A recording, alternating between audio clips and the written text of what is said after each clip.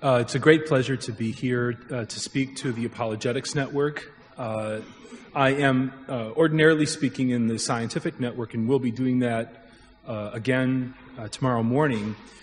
But I'll be talking today to you about intelligent design, which is a concept that bridges several different fields that we're all concerned with: theology, science, philosophy, and in fact the culture at large. And my talk is divided into two halves. In the first half, I'll look mainly at the theory of intelligent design, and in the second half, at one powerful line of evidence that I think indicates intelligent design in biology. I'm going to try to end the first portion of my remarks at 11:15. We'll take a coffee break and then conclude and have as much time as possible for questions and and discussion. Intelligent design is rapidly becoming a widely debated subject, especially in the United States, but now also internationally. Quite recently in Germany, for instance, a prominent plant biologist was forced by his employer, the Max Planck Institute, to remove his personal web page from their server. This was quite unusual. The problem was that this biologist was advocating intelligent design in biology and had links on his page to sites where this idea was discussed, and his superiors at the Max Planck Institute said that's not acceptable, and they forced him to move all that material off of their server onto a private web page. And this, in fact, was written up in the science journal Nature. So you can see that the controversy is now coming to Europe as well, although it's been for the past decade mainly in the United States. And part of this increased discussion is a tremendous wave of publishing. Here's a new book that will be out shortly from Cambridge University Press that I recommend to you, which is a four-way conversation about this topic of intelligent design. The four positions represented are classical neo-Darwinism, the theory of evolution in its classical formulation, self-organization theory, theistic evolution, and then finally intelligent design. In each of those sections, there are several chapters by different authors advocating for their position and arguing or debating with other positions represented in the book. Now, Cambridge, major academic press, is bringing this out because they recognize the great interest in this topic, not only in the scientific community, but more broadly. The editors, I should note, are William Dembski, who is a colleague of mine at the Discovery Institute. He's a mathematician and philosopher. He's also on the faculty of Baylor University in Texas. And Michael Ruse, who is a Darwinian philosopher at Florida State University. But there are many other books on the topic that have come out recently, some of them for sale outside in the bookstore. These two books, one from Oxford University Press and the other from an American publisher, Encounter, give a history of the recent debate. So if you're interested, I encourage you to pursue this. And there's also now a wave of publications attacking intelligent design by scientists and philosophers, so there's plenty to read. Let me give you a brief definition, a succinct definition of intelligent design that we can use for our discussion today. Now, the first part of this definition is really not terribly controversial. In fact, as I'll argue in some detail, detecting intelligent causes is a basic feature of human rationality. In fact, you could not get through your day as a human being without being able to say that certain patterns or events that you saw had an intelligent rather than a strictly natural cause. It's part of our basic apparatus as thinking beings. So this first aspect is not really that controversial. We can detect when a mind like our own has acted in the world and left traces of its existence. This is the controversial aspect of intelligent design. That not only can we detect intelligent causes, but that such a cause may have acted in the history of the universe, and in particular in the history of life on Earth. It's this that frightens and concerns the scientific community, this second part of the definition of intelligent design. But let's look in a little depth at this first aspect, because I think these kinds of inferences that we draw from evidence are really remarkable. And we make them with such ease, with such facility, that we don't realize that, in fact, underlying inferences to intelligence is a logic. And we'll get at that in a little detail. We have two questions here. First is epistemology. How do we know? How do we know when a mind like our own has acted in the universe? And secondly, and this is an area of some debate, the definition of science itself. What counts as scientific knowledge? In particular, can one use intelligent causes in scientific explanation? The main problem that we will confront is not really a question of evidence. I think the evidence is unequivocal. The main problem we'll confront is what philosophy of science are we going to accept, because that will then dictate what the evidence will tell us, or what we will let the evidence say to us. And I'm going to argue that some currently influential definitions of science are seriously hindering our ability to detect the action of intelligence in the universe. Just to tell you where I'm going, we're going to look in a little detail at what has come to be called the rule of methodological naturalism, here as expressed by the National Academy of Sciences, in a book they published a few years ago because they were concerned that too many Americans did not accept Darwinian evolution. It's remarkable that when you poll or take a survey of Americans, from one decade to the next, these numbers are quite constant, about 90% of the American public rejects Darwinian evolution. Of that 90%, 45%, about half, are creationists, biblical creationists. The other half think that evolution occurred, but that it wasn't Darwinian, that God superintended the process and brought about human existence. Only 10% of the American public, roughly, accepts fully Darwinian naturalistic evolution, but in that 10% is most of the scientific community. So the National Academy was concerned that too many Americans rejected Darwinian evolution. They published this book, and part of this book is a statement of their perception of the philosophy of science. And in there, they say, the statements of science must invoke only natural things and processes.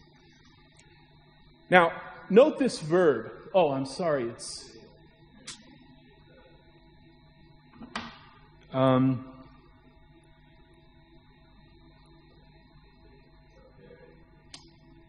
yeah, I have to adjust the... is the AV person here? Just keep going.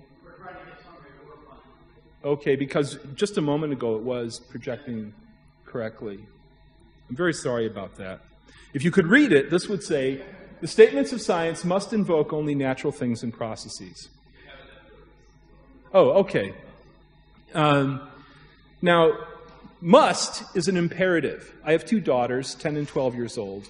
When their rooms are untidy, I tell them they must clean them. They don't have a choice. That's what they must do. That it's an imperative. And to drive the point home, there's the logical modifier only, which says that when you open your toolkit, you can think of scientific explanation as drawing on a toolkit of possible causes. You open up your toolkit and look inside. All you find are natural things and processes. That exhausts your explanatory resources in science. Well, we're going to want to ask the question, is this true, and is it a good rule for science? All right, let's look at detecting intelligent causes, which I've said is a central aspect of human rationality. We'll do a few examples, a few thought experiments. Now, actually, these aren't thought experiments. They are in one sense. In another sense, all of the things I'm going to tell you actually happened. This is the front page of the Los Angeles Times from March 31 of last year. We're going to look at this photograph right here. In a newspaper, this position on the front page, or in fact in the newspaper in its entirety, this gentleman's going to try to help me with my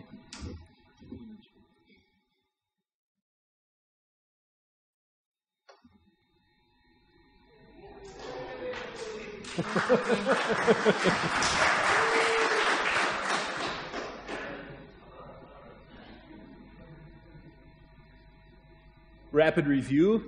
All right. Now, a few days after this picture was published here, the photographer was fired by the Los Angeles Times for violating their editorial policies. I want to see if you can figure out why. Here's a close-up of the photograph. Now, it purports to depict a British trooper outside Basra telling the Iraqis to stay down because mortar shells are coming into the area.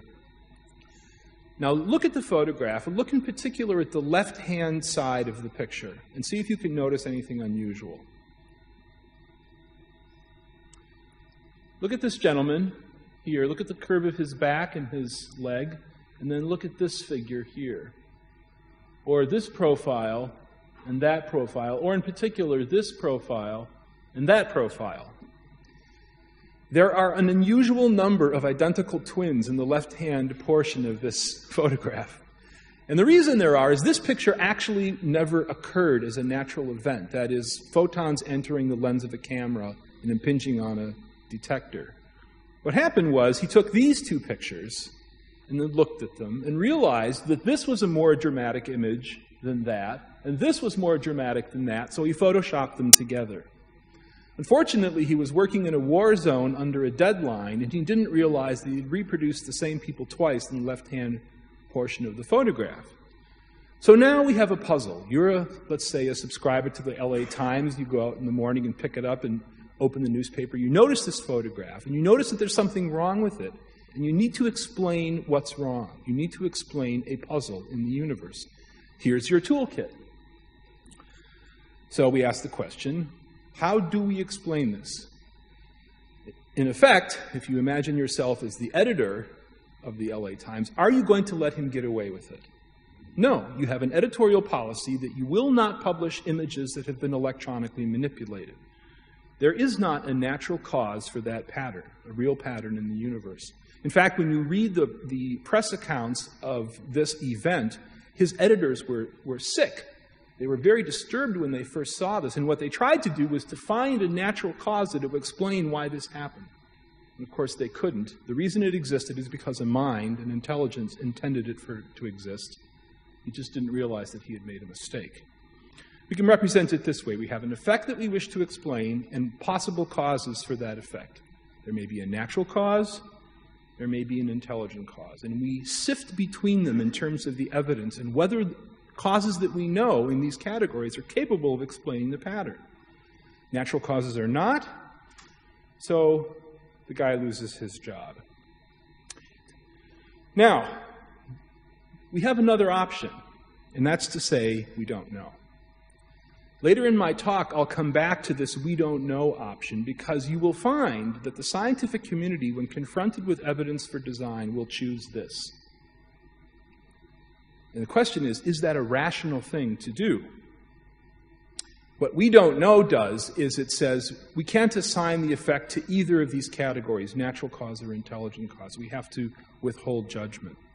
Is that rational? Now, in the logical structure of these inferences, there's something that I'll call a causal impotence claim.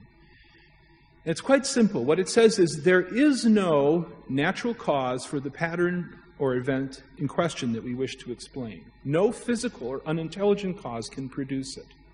Now, these kinds of claims are exquisitely vulnerable to being refuted.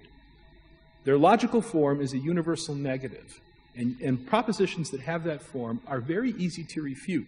And many Christians and many scientists don't like design as a mode of reasoning because it has this logical structure of making these kinds of causal impotence claims. And I'll come back to this later because it's one of the main lines of criticism of intelligent design as a scientific theory. Let me give you another real-life example. This is Robert Clark Ridge, and he's being arrested in Morro Bay, California, in 1979 outside a restaurant by California State Police. Now, insurance investigators had given this guy a name, Mint Jelly Ridge, and you'll see why in just a moment. Now, we're going to do another quick thought experiment in design inference. Imagine that you're a manager in a restaurant. That's your job. And one of the waiters comes running into you in your office, and he says, there's someone bleeding on the restroom floor. This guy's lying there. He's got his blood everywhere. It's a terrible mess. So you go in. There indeed is a gentleman lying on the restroom floor, and he says he slipped on some jelly. You know, the little packets of jelly that restaurants give you that we have here at the hotels. And he threatens to sue the restaurant for the damages that he's suffered liability. But then he says, look, I have to go on. I've got pressing business elsewhere. Why don't you just give me a check for $1,000 or give me some cash? I won't sue you. I'll be on my way. We can deal with this quite simply. No litigation. I'll just take a small cash settlement and go on. Now, with just this information, you're the restaurant manager. You might say, well, gosh, if he sues me, I might lose a lot of money. I'll just give him $800 and send him on his way. With just this information, you might well pay him. Except for this little detail. And this is, in fact, how he was caught and how he got his name. He wasn't very imaginative in the stories that he told. It was always mint jelly. Now, the reason you're laughing is a probabilistic intuition is being invoked here. Once, maybe. Twice, I don't know. That's very unlikely. 5 times? Maybe mint jelly just had it in for this guy. Of course, that's not rational. It's not rational to infer that. Whatever your theology, whatever your personal philosophy, if you're a rational being and you see this pattern, you're going to say, Robert Clark Ridge was defrauding insurance companies. He's what they call slip and fall artists. There are people who pretend to fall. They arrange the event in such a way that it looks like a genuine accident and get money from insurance companies. Money is what insurance companies have and what they don't want to give you unless they absolutely have to. So his accidents all matched an independent pattern. Cash. Insurance companies pool information because that's how they catch cheaters. And when this pattern popped up of always falling on mint jelly, they arranged a sting. They actually set up and notified the authorities in California. He went throughout the western United States doing this, that if someone comes into an emergency room and claims to have fallen on mint jelly, hold him so the police can come and get him. And it's a good thing that they did, because to make his accidents realistic, he kept open cuts on one of his arms. It was bleeding all the time, and it was gangrenous when they finally arrested him. So it was a good thing that he went to prison. Now again, note in the logical structure, we have another causal impotence claim. The insurance investigators and you say it's just not possible that you could fall 5, 10, 15 times, always on a packet of mint jelly. If that's happening, you intend it to happen by design, by purpose or intent. So we've got our array of possible causes. These are not adequate. He's going to jail. Now, design inferences are essential to many aspects of human inquiry. Not just your daily life. You come home, you go outside, and you've got your car parked in the lot. Go to the driver's side, and there's a little piece of paper tucked in the window, and on it are some marks, and they say, I'm sorry I bumped your car when I was backing out. Here's my phone number. Now, you don't realize it, but when you look at that piece of paper, you are making a design inference. You are eliminating a whole universe of possible causes and focusing on just one, namely intelligence. That's daily life, but in human inquiry, we use design all the time. All types of forensic investigation. We've just looked at 2 examples. People ordinarily do not splash petrol or gasoline around the living room of their home. When you find that, as an arson investigator, you have reason to believe that the person meant for their house to burn down. Intellectual and patent property law. When he was still alive, George Harrison, the Beatle, was sued by another songwriter because the melody for My Sweet Lord, the rock tune, My Sweet Lord, was too close to another melody that had been published, copyrighted years earlier. It went to trial, and Harrison ended up having to pay quite a bit of money to this other songwriter because, in fact, the court said, there's no way that you could have arrived at this melody independently of this melody. They're too close. You didn't come up with this on your own. You copied from him. This is how we adjudicate claims of intellectual priority and disputes about who came up with a unique design by making these design inferences. Cryptography and cryptanalysis, code making and code breaking. The code maker wishes to hide in what would otherwise appear to be randomness a message, a meaningful text. The code breaker, by contrast, wishes to sift out from what would otherwise appear to be randomness the meaningful text. And to do that, you need to make design inferences. The detection of fraud in science. In many respects, I think this is one of the most interesting uses of design detection. I'll give you one example. Hendrik Schoen was a physicist in his early 30s at Bell Labs in the United States. And he was a superstar of solid-state physics. He was on his way to winning a Nobel Prize. He had these amazing results that were published in leading science journals such as Nature and Science. The problem is no one could replicate them. The rest of the scientific community, the solid-state physics community, could not replicate his results. And they were very puzzled by this because the results were intriguing, and if they were real, they should be able to replicate them. So they launched an investigation, and it turned out that Schoen had faked them. This is an article from the New York Times. And what happened was Bell Labs formed an investigative committee and said, look, Hendrik, people cannot reproduce your work. What's going on? So they looked at his papers, and they discovered that the figures were identical. Figures from supposedly independent experiments that were conducted independently, even to the point that the portion of the graph that should represent noise, randomness, physical randomness, was identical or nearly so from one experiment to the next. Experiments that were done using different materials under different circumstances and so forth.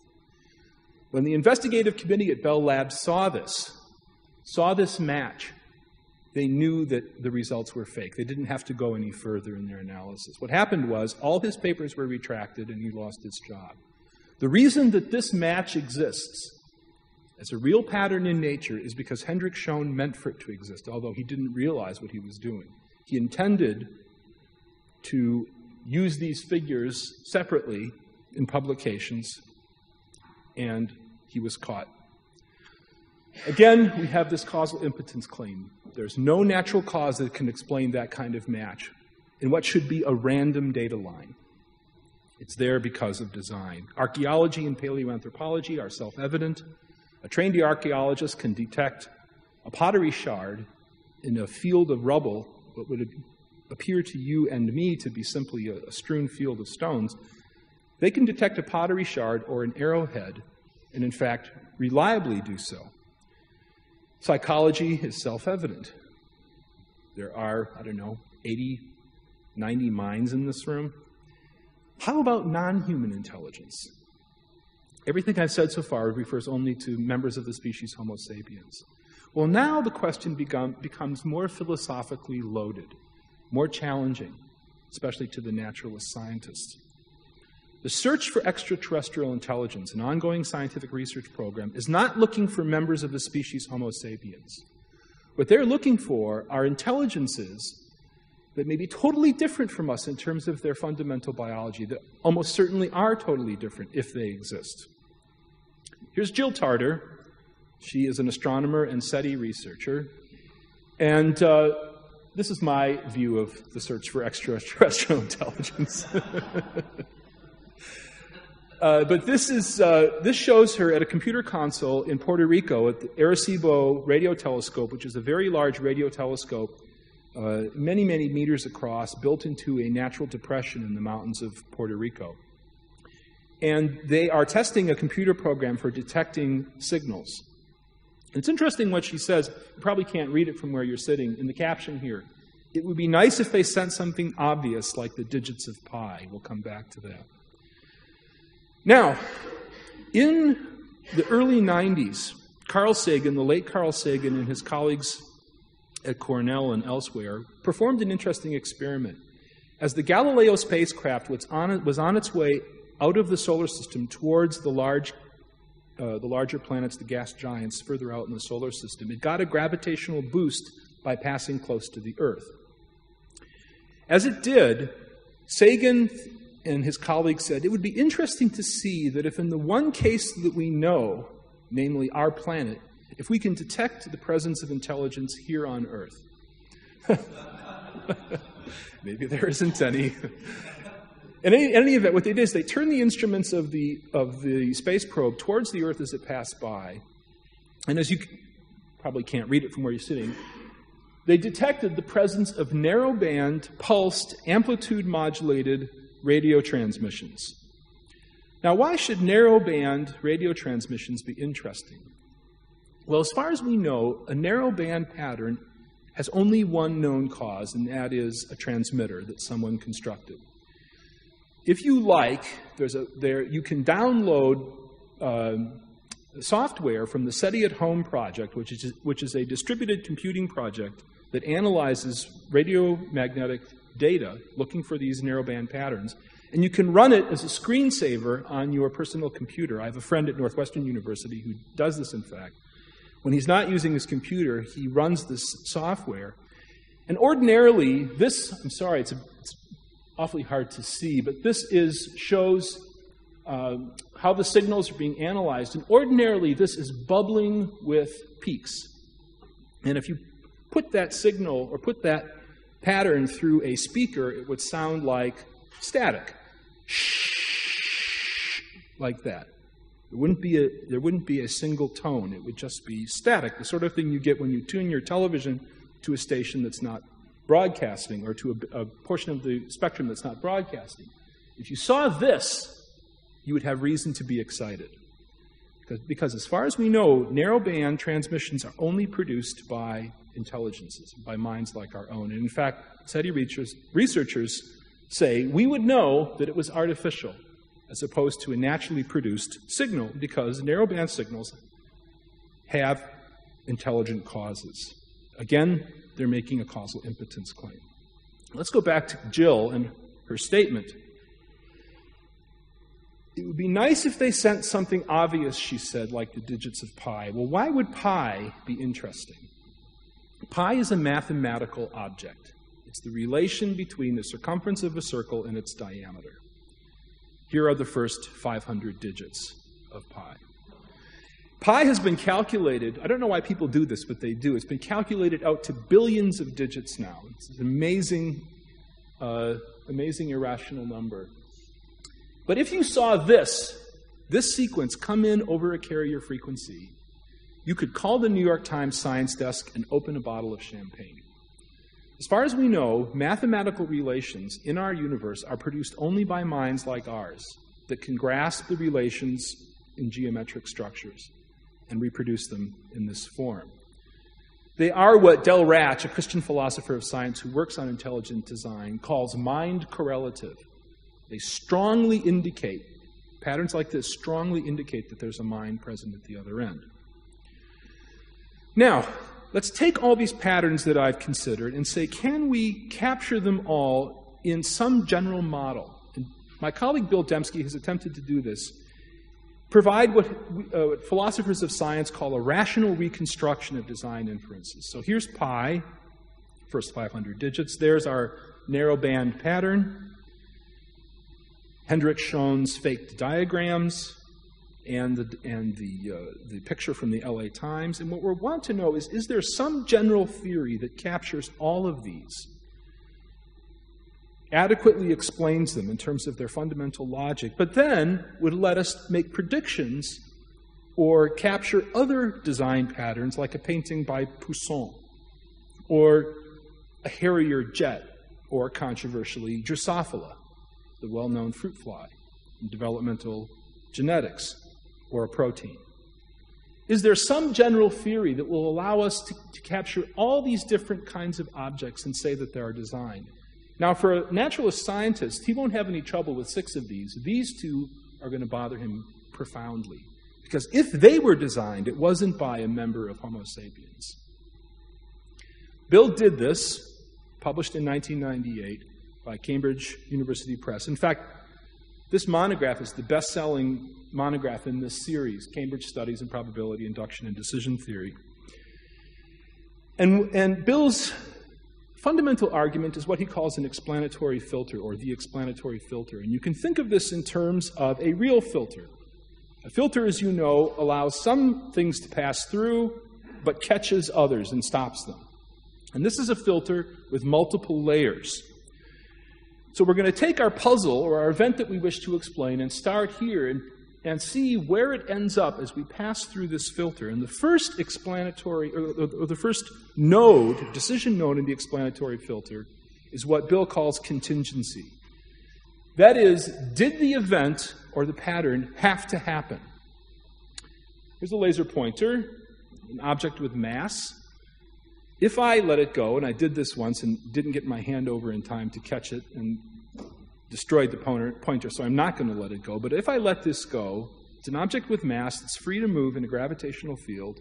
It will move towards the center of that field with a probability of 1, or arbitrarily close to 1. No monkey business. That's a physical regularity. There is one option for this pointer, and that's to head down towards the floor. So that's our first node of attack when we wish to explain.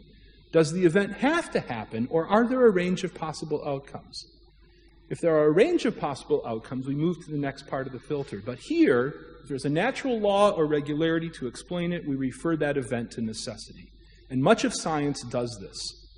The planets, as far as we know, move with necessity around the sun by gravitational attraction. If you combine hydrogen and a spark, a certain event will follow. The Hindenburg will go down. This is our first line of attack when we wish to explain an event. But suppose there are a range of possible outcomes. Then our next analytical node is what Bill calls complexity. How complex is the pattern? Is it very simple? Or does it have a lot of elements? Enough complexity, in fact, to excite our interest as something that may possibly be designed. Now, complexity is not an all-or-nothing property. It's a property of degree.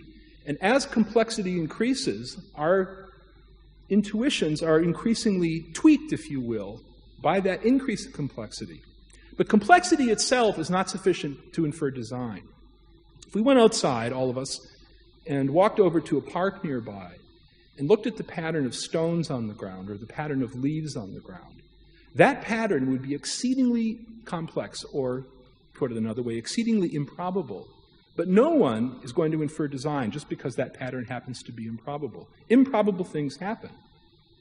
If that pattern, however, matches something, like your name or the constellation Orion, then you might have reason to be suspicious. But complexity, as I said, is a threshold property. So let's do a mini thought experiment here. Anything interesting about that? Not really. 3. How about now? How about now? What's the next number going to be? Who said 5? All right. What's the next number going to be? No? 9. Let me put the rest in and see if you recognize a pattern here. I've added complexity incrementally. Think back to your high school geometry. 3.141592. Oh, come on, you guys. The fact is, most mathematicians don't know pi much beyond that. Nobody memorizes it, and they don't have any reason to use it way out here. But if I had shown you that, 3.14, you would have instantly recognized it's a mathematical object. The ratio between the circumference and diameter of a circle. If this came in, as I said earlier, on a carrier frequency, you'd have reason to be suspicious. So we have a complex pattern, but if it's a pattern that also matches something independently given, in this case, a mathematical relation, then we know that we're dealing with design. Complexity alone, as I've indicated, is insufficient to allow us to infer design. Improbable things happen all the time. When you think about how things happen in the world and factor in all the possible ways that they could have happened, you're surrounded by improbability and complexity. But some of those improbable and complex events and patterns indicate a mind, and those are the ones that have an independent specification. That is, a pattern that they match that's independent of them. The reason they caught Hendrik Schoen is because those diagrams matched each other. Each was individually improbable, but the match between them could only have come about because he intended it to. So it's this portion of the filter, the specified complex events and patterns, that allow us to infer design, and we can do so reliably. The rest of this, while it may be designed, we cannot say that it is. Let me just note here, and this is something I'll come back to. As a Christian, I do not believe that natural laws are autonomous from God's providence and design. God designed the whole universe, including gravity. It's a wonderful thing that we're not all going up and banging into the ceiling or heading off in all sorts of different directions. So natural laws are part of God's creation, natural laws and regularities, and indeed chance itself. And you can make a strong scriptural case for God's providence and role in everything that happens. But I think that it's clear that God has put some things in the world that point uniquely to His agency. His agency. But I don't want to be understood as arguing that natural laws are in some sense autonomous from God's creation. Now, why is there all the controversy? Well, let's consider the two main lines of criticism of intelligent design. The first is that design violates the rule of methodological naturalism, which I've already talked about just a bit. And secondly, that design relies on fallible causal impotence claims. First, the rule of methodological naturalism. Now, no one is going to let this guy go. He is going to go to jail. And you would make that inference if you were an atheist, if you were a Buddhist, if you didn't know what you believed about God. It's just the rational thing to infer if your faculties of perception and judgment are working properly. That's not problematic. This is a different matter altogether. I love this diagram. I think it should be in a stained glass window in a church somewhere. Every cell in your body that produces proteins has this protein, actually it's a multi-protein complex, among its essential set of proteins. This is a nursery for baby proteins. When a protein is coming out of a ribosome, a string of amino acids that have been linked by peptide bonds, is coming out of a ribosome, newly formed, it's very sticky.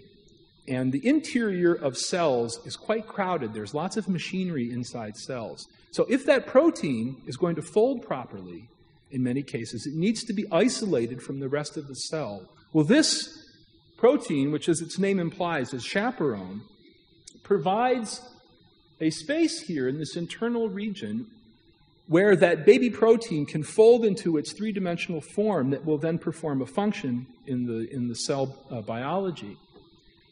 So the unfolded protein is isolated here, then folds, and then is released into the cell. In fact, this is only part of a complex system that's involved in protein folding. If you take away this protein, you will die. And all organisms that have chaperones, if you remove them genetically, by genetic manipulation, if you remove them, the cell dies because too many of its proteins can't fold properly. Now, where did something like this come from? I can tell you that in 2004, as we sit here right now, science has no idea, none whatsoever. So why is it irrational, in this case, to infer design, but rational in the case of Mr. Ridge, where the level of evidence, in fact, is much lower than it is here in terms of complexity and improbability? Why is this problematic and this is not? Well, the problem is that if there is a cause that acted to bring about that protein, it's not a member of our species. And that's why this rule was put into place in the 19th century. When Darwin and the Darwinian Revolution came on the scene in England and then throughout the world, it wasn't just to introduce a theory about the origin of species. It actually was also concerned with changing the way that science itself was done. Now, in one sense, everyone employs both of these, natural causes and intelligent causes, when they explain. But let's look at it this way. Suppose we have not just intelligent causes, but supernatural causes, where it's not entirely clear where the dividing line is between these. This, I think, is philosophically very interesting. We don't have time to focus on it in too much depth. But think about it this way. Suppose we were able to resurrect Aristotle, right? Great Greek philosopher, bring him back here to this lecture hall and show him a laser pointer. Would he even be able to begin to understand what I'm doing when I depress the button on this device and put a red dot on that screen? Or I show him a laptop computer, or I show him that projector. he would not even begin to have the causal categories to understand what he's seeing. As far as he's concerned, this is a miracle. Or when my daughters are fighting over the TV remote at home in Chicago, who's going to be able to watch their preferred show, pushing a button and changing an image on the other side of the room. So I think philosophically, it's difficult to separate these two and do so with a clean analytical cut. But the rule of methodological naturalism does this. And it says, we'll consider these members of Homo sapiens or terrestrial animals, let's say, and we're going to rule out that. We're going to exclude that from the toolkit of science. Now, you might say, if you're skeptically inclined, well, so what? In fact, 20 years ago, when I was an undergraduate, this is exactly how it was put to me by a distinguished historian of science at the University of Wisconsin. He was writing a book, and he knew that I had some archival materials about my grandfather that he wanted to see. So he came to Pittsburgh and took me out to lunch at a little German restaurant near where I lived. He's a very bright guy, leading historian of science in the United States, and he's tucking into his Wiener Schnitzel and beer. And I was very troubled by something that I had been learning at the time, namely the definition of science excluding the possibility of intelligent design for the origin of life. So I said to this professor, Ron Numbers is his name, I said, Ron, I don't understand why or how that exclusion is justified. After all, it could have happened.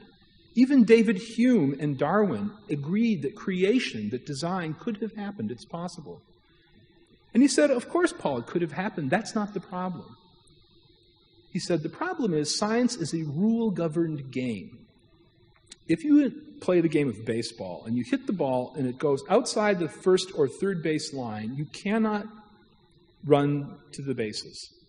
You've got to stay there until you hit a fair ball. Of course, in cricket, whatever direction the ball goes, 360 degrees is a fair ball. So it's not the case that every game has to be like that. But baseball is. If you want to play the game, you've got to accept the rules. And one of the rules of science is that supernatural causes are excluded.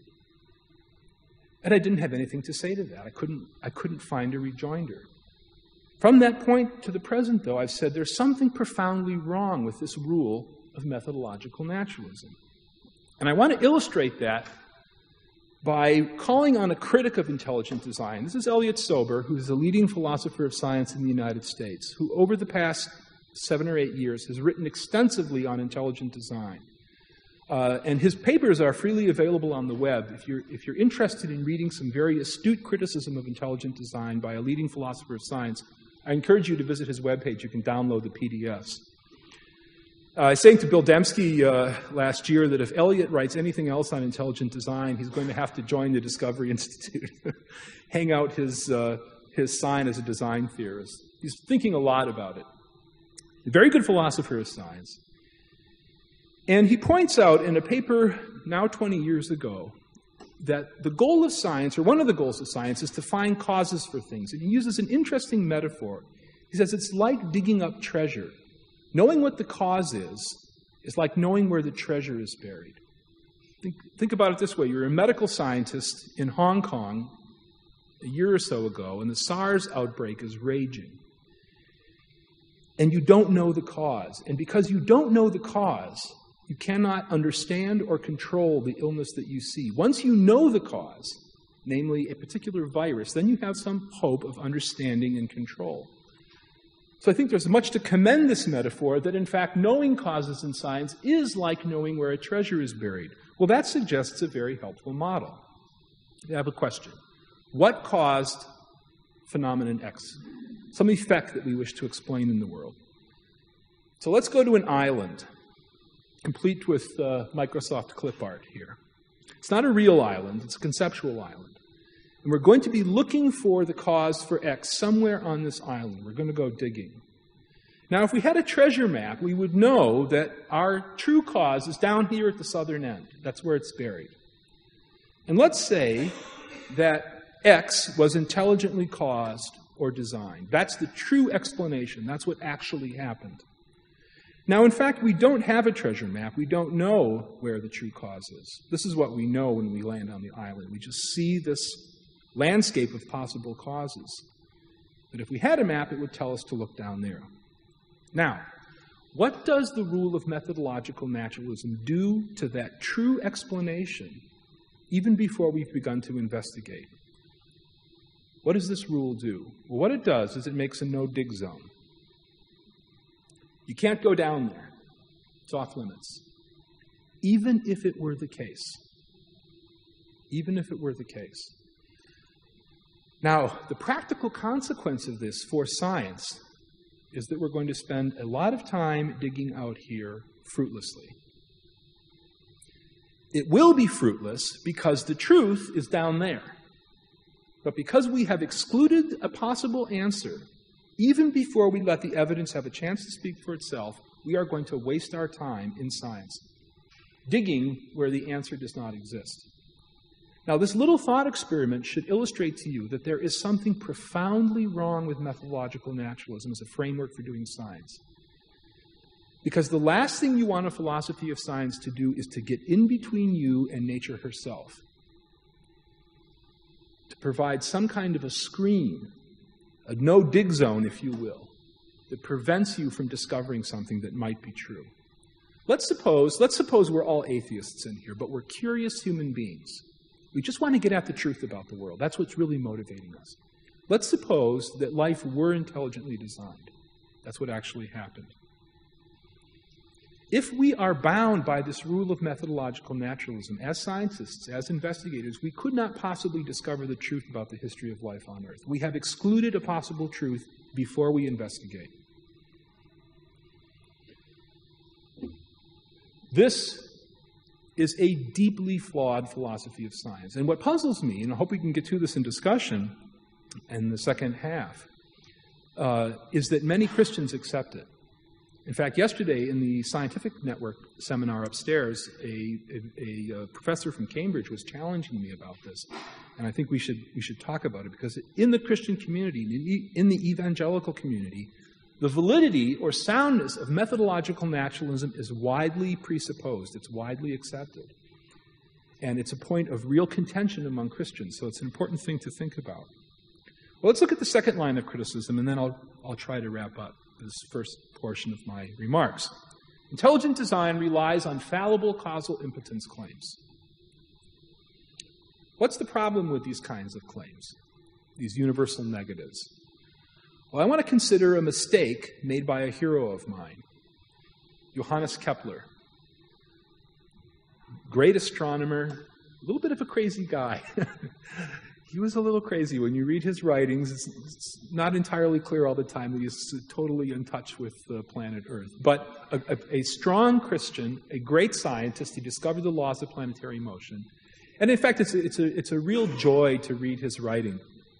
Scientific prose in my lifetime tends to be very dull, intentionally dull. When you read Kepler, he throws in jokes, he'll break into a hymn of praise to the Creator for a few pages and then say, okay, let's get back to the astronomy.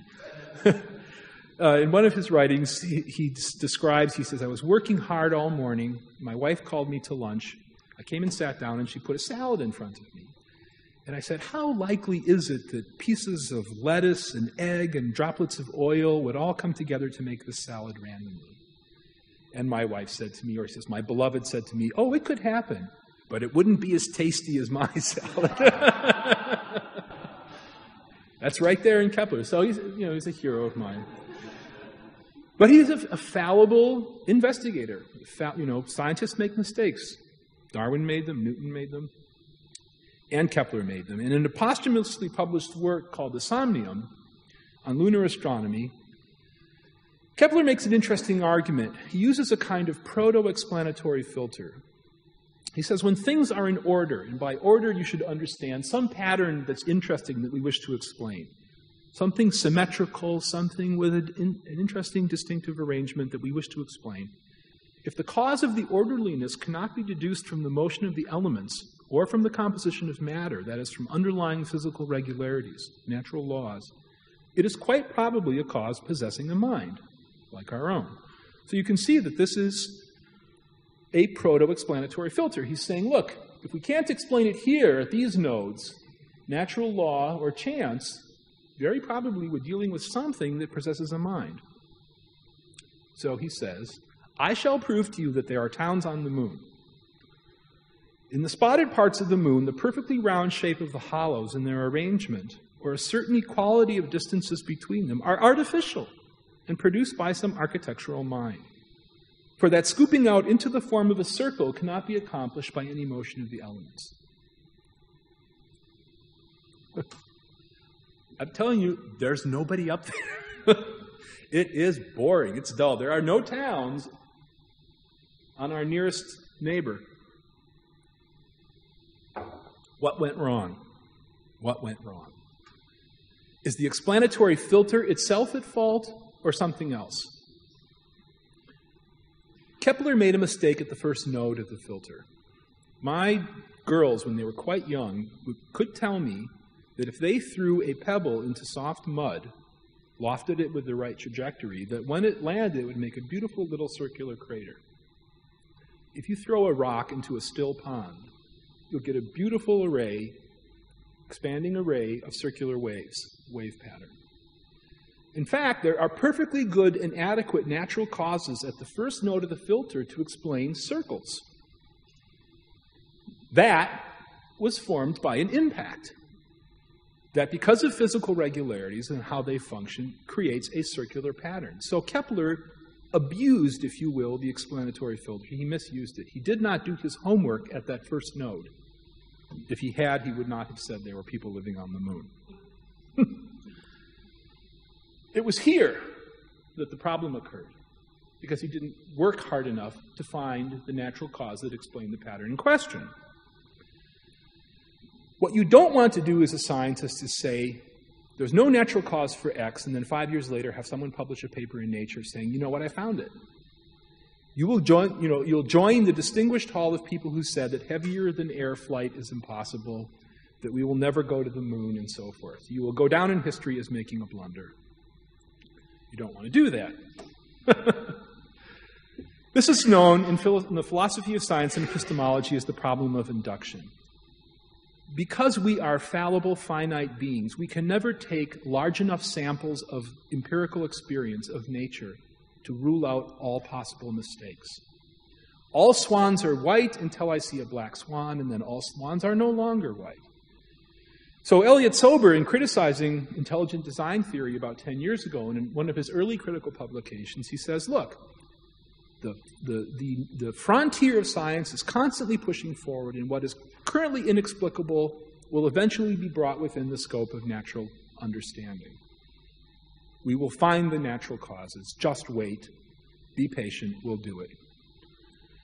So we might say, gosh, Kepler did get it wrong, and people have stuck God into gaps in understanding where he doesn't belong, so I'm going to play it safe, and I will exclude intelligent causation, non-human intelligent causation, so that I won't make a mistake. I'm going to push it off to one side and stick with natural causes.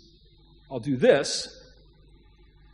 I'll stay here at this node because I can be sure if I stay there long enough, I'll find the natural cause for something. There are no towns on the moon. But that's a logical impossibility. It's not just a practical impossibility, it is truly a logical impossibility. For any effect that you wish to explain, any pattern, you cannot rule out all the possible natural causes. Try one and it doesn't work, try another one. All right, there are others to be tried. Keep going. Keep going. You cannot exhaust the universe of all possible natural causes for a phenomenon. It's a logical impossibility. If you try n, or that's some number, let's say 1 billion, n plus 1 remain to be tried. And this point is so important, I'll repeat it.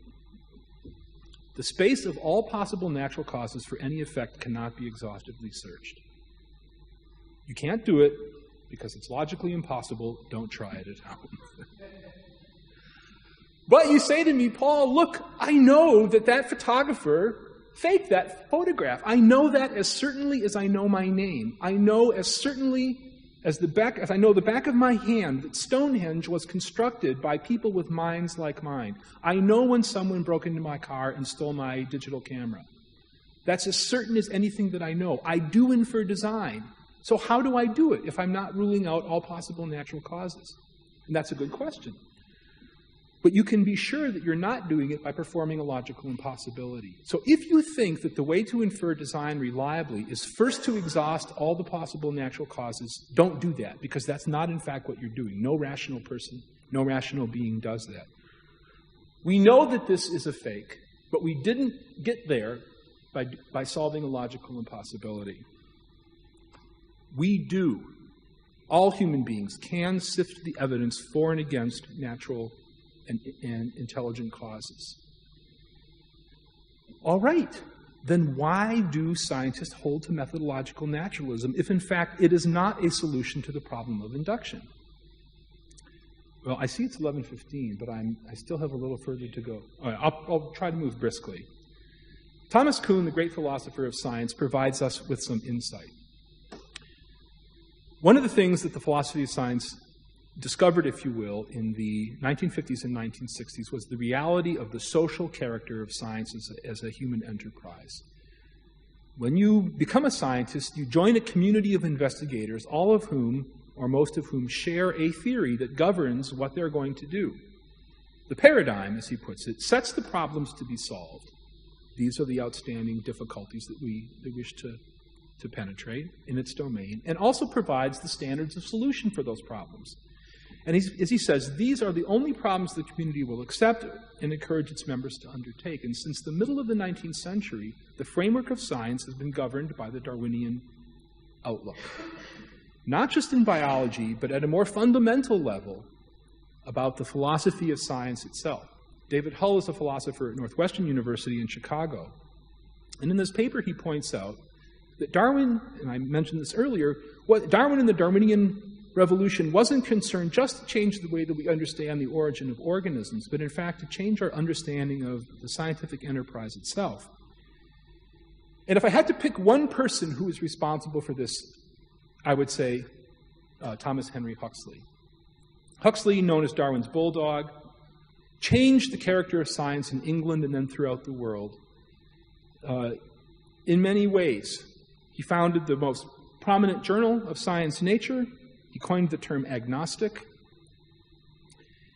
Most importantly, he was instrumental in defining science as applied naturalism or materialism. Now, Huxley never really accepted classical Darwinism. He had lots of problems with natural selection as a mechanism. The reason that he was so aggressive in supporting evolution was because he thought that it fit in with what he called the fundamental principles of a scientific conception of the universe. Well, what does that mean? What does that phrase mean? Well, what it means, in a nutshell, is that if we have a puzzle that we wish to explain in the world, we will use only natural causes to explain it, not design, especially not supernatural design. I think now might be a good time to stop. The videotape needs to be changed, and you guys have been very patient, but I think coffee is calling to you. We'll press on after the break.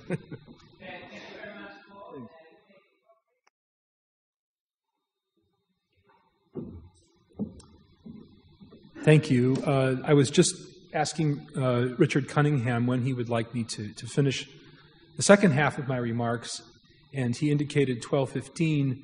I'm not sure I'm going to make it, but we'll have a mad dash to 12:15, and if we're done, so be it. If not, I would like to get on to the next step of discussion.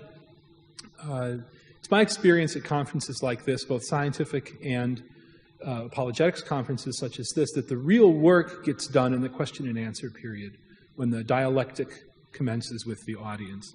I know when I'm sitting where you are, I always want the speaker to shut up before he intends to, stop talking before he planned to. So I'll try to move quickly.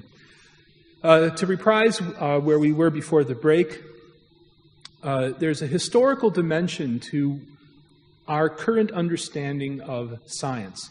To Newton and Kepler, the way that the scientific community now views what it does would be very alien. It would be very alien to them. They wouldn't recognize it. And we need to ask the question, why did this happen? Is it necessary, or can we recover a richer conception of scientific explanation than we now have? So here's a timeline. The past is on the left, the present is on the right. Here we are in 2004. The National Academy of Sciences, which is the leading body of scientists in the United States, tells us that the statements of science must invoke only natural things and processes. That's the fundamental ground rule to the game of science, if you will. Well, that claim is historically contingent. It wasn't always so. If we go back to 1859, we find a good starting point for this view. It wasn't the case in England in the first part of the 19th century, when a tremendous amount of natural theology was done by people like Paley and others.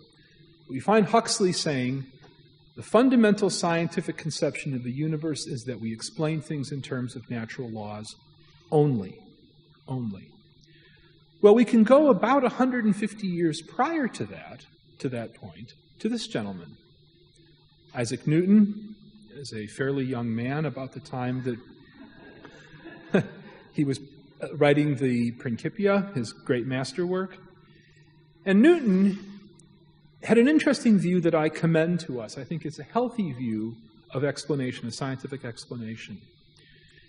He put it this way in a letter. He said, where natural causes are at hand, God uses them as instruments in his work. And I like that. I think it's biblically grounded. When I say the Lord's Prayer, as you do, at one point I say, give us this day our daily bread. Now, think about your daily bread. I had some this morning at the hotel. And trace its history back through time. Well, there's the bread, and then you go back to the flour, and then from the flour to the wheat, and from the wheat to a field under the sunshine. Most of that story, until the baker comes on the scene, is natural. It's entirely natural. There the wheat is, it's growing under the sunshine. But we are told in the Lord's Prayer to ask God to give us our daily bread. That is part of his creation. Natural regularities are part of God's creation. It's interesting when Paul is arguing with skeptical Greek philosophers, the evidence that he gives them for God's existence and his providence is not something exquisite like the shape of an organism, although he might have used that. What he in fact refers to are the seasons, the regularities of the seasons. In the ancient Near East, it was a very real practical problem to feed yourself. You wanted the rain to come when it needed to come, and so forth. So he says, we know from the seasons that there is a God. Something that today, many of us, I think, would say, well, it's not terribly interesting. The earth goes around the sun as it does. It gets hot, it gets cold, the rain falls. There's not much there. But for Paul, that was real evidence of God's providence. So I think this is a healthy view of so-called natural causes. But Newton goes on. He says, God uses these natural causes, but I do not think them sufficient alone for the creation. There's something more that's needed to explain what we observe in the world. Now, this view is not methodological naturalism, because you can see that Newton is saying natural causes are real and they do things, but that cannot exhaust my explanatory toolkit, to employ the metaphor that I'm using. So on our timeline, we can put Newton here, 1700, and there's a rough symmetry here of about 150 years on either side of the Darwinian Revolution. Now notice what is happening here to the toolkit of science. It's getting smaller. Not bigger, smaller. At this point, we have natural causes plus other possibilities, as yet unnamed. It's like intelligent causes or supernatural causes. That's present. And as we move towards our day, they disappear. So the toolkit of science is actually shrinking as we come towards the present. And what's being excluded is the possibility of intelligent design by minds other than members of the species Homo sapiens. So here we have a schematic representing all the things that we want to explain, all the patterns and effects in nature that we wish to give a causal account of, and the causes that we are going to use in explanation. And Newton's view was that there are some phenomena that can be explained by what he calls natural causes, but that's not adequate to the full task of scientific explanation, because there are some phenomena that are left over that are not explained by natural causes. Now, what methodological naturalism does, by contrast, is to make the set of natural causes and the toolkit of science coextensive, so that that's all that's there. And you can see, again, something has been left out. So that if we have, here on the right, in the phenomena, puzzles that we want to explain, effects that are caused by intelligence and not a human intelligence, they have no corresponding cause because it's been excluded. So if they were, in fact, caused by intelligence, science is fruitlessly going to look for a natural cause for them because it has too limited an explanatory toolkit. This leads, I think, to the most important point of my talk, and that is this. There's a fundamental logical asymmetry between design and naturalism or materialism, which you can sometimes use as synonyms. Looks like this. However you look at it, that is a richer and more powerful explanatory toolkit than that. Think about a real toolkit. You've got a hammer, screwdriver, saw, and so forth. Now, suppose you've got your toolkit, and I come to your home, knock on the door, and I give you a tool that's very oddly shaped. You've never seen it. And I say, put this in there because you may need it one day. You may need it one day. It would be very unwise of you to just toss it in the rubbish. A wise carpenter would say, yeah, you know what, you're right, I may need that tool. I'll put it in there because I may come across something here for which that cause is needed. That's a bigger toolkit. And I would want it even if there were nothing here for that to explain. Because nature is very surprising, and I may discover something for which I need the notion of an intelligent cause. We go back to Darwin and the Darwinian Revolution. The reason that science shrank to this had nothing to do with the evidence and a lot to do with other things, and we can talk about that in the question and answer period. It had to do with theological issues and philosophical issues that were motivating Darwin, that were motivating the scientific community in the 19th century, during the secularization of European thought. I think we need to restore this to science, and that this is a bad rule. I've said that now several times. I won't belabor it.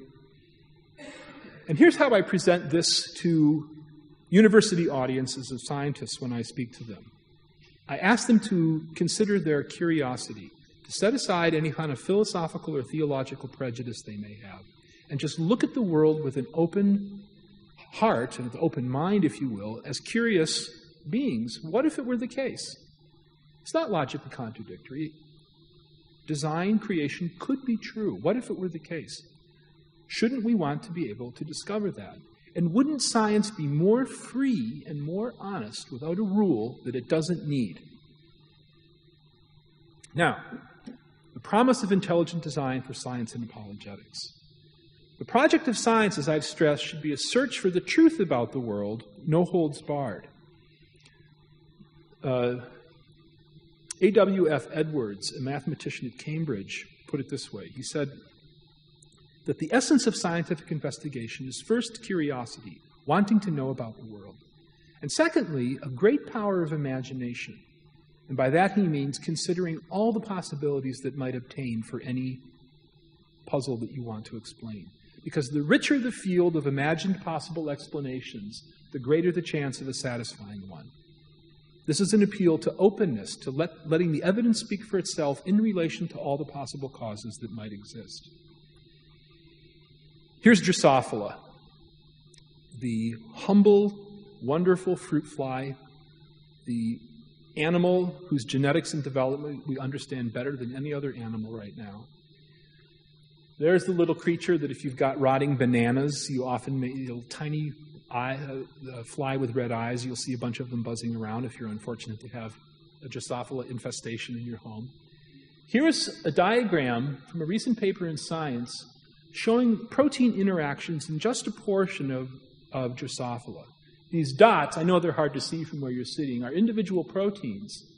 And the lines between them, here it's a bit easier to see, are their interactions in the biology of that organism. Biology increasingly is coming to grips with the real complexity of organisms. To understand a creature as apparently simple, but in fact as fantastically complex as Drosophila, you need to understand the whole universe of interactions that make a fly a fly. In fact, there is now a field of research in biology called systems biology that in all but name is intelligent design biology, where organisms are reverse engineered to uncover or discover the causal relations among their components. Why can't we say, if the evidence indicated, that a system like this was designed? What's irrational about that? Nothing. Or this. One component of that Drosophila system, itself fantastically complex.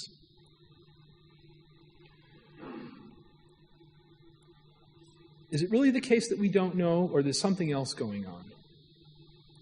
Design. If I saw pi written in the sand or coming into my radio telescope, I would, without hesitation, infer an intelligence at the other end. Why do we say we don't know in this case? Is it the evidence, or is it something else? And I think when we're interacting with the scientific community and with skeptics in Western culture, we need to be very loving but very candid about asking them, is it really the evidence that's holding you up, or is it something else? Well, I want to get on to the evidence from biology, so I'm going to skip through these last few philosophical slides. Oh, one thing I do want to point out. When we open up the southern end of the island, it doesn't mean that we do this. This is the great fear that the scientific community has, that if we, I could push the right buttons here, that if we allow for the possibility of design, that Christians or theists are going to jam it into all the rest of science and cut off investigation. Rather, what we do is we open up the whole island.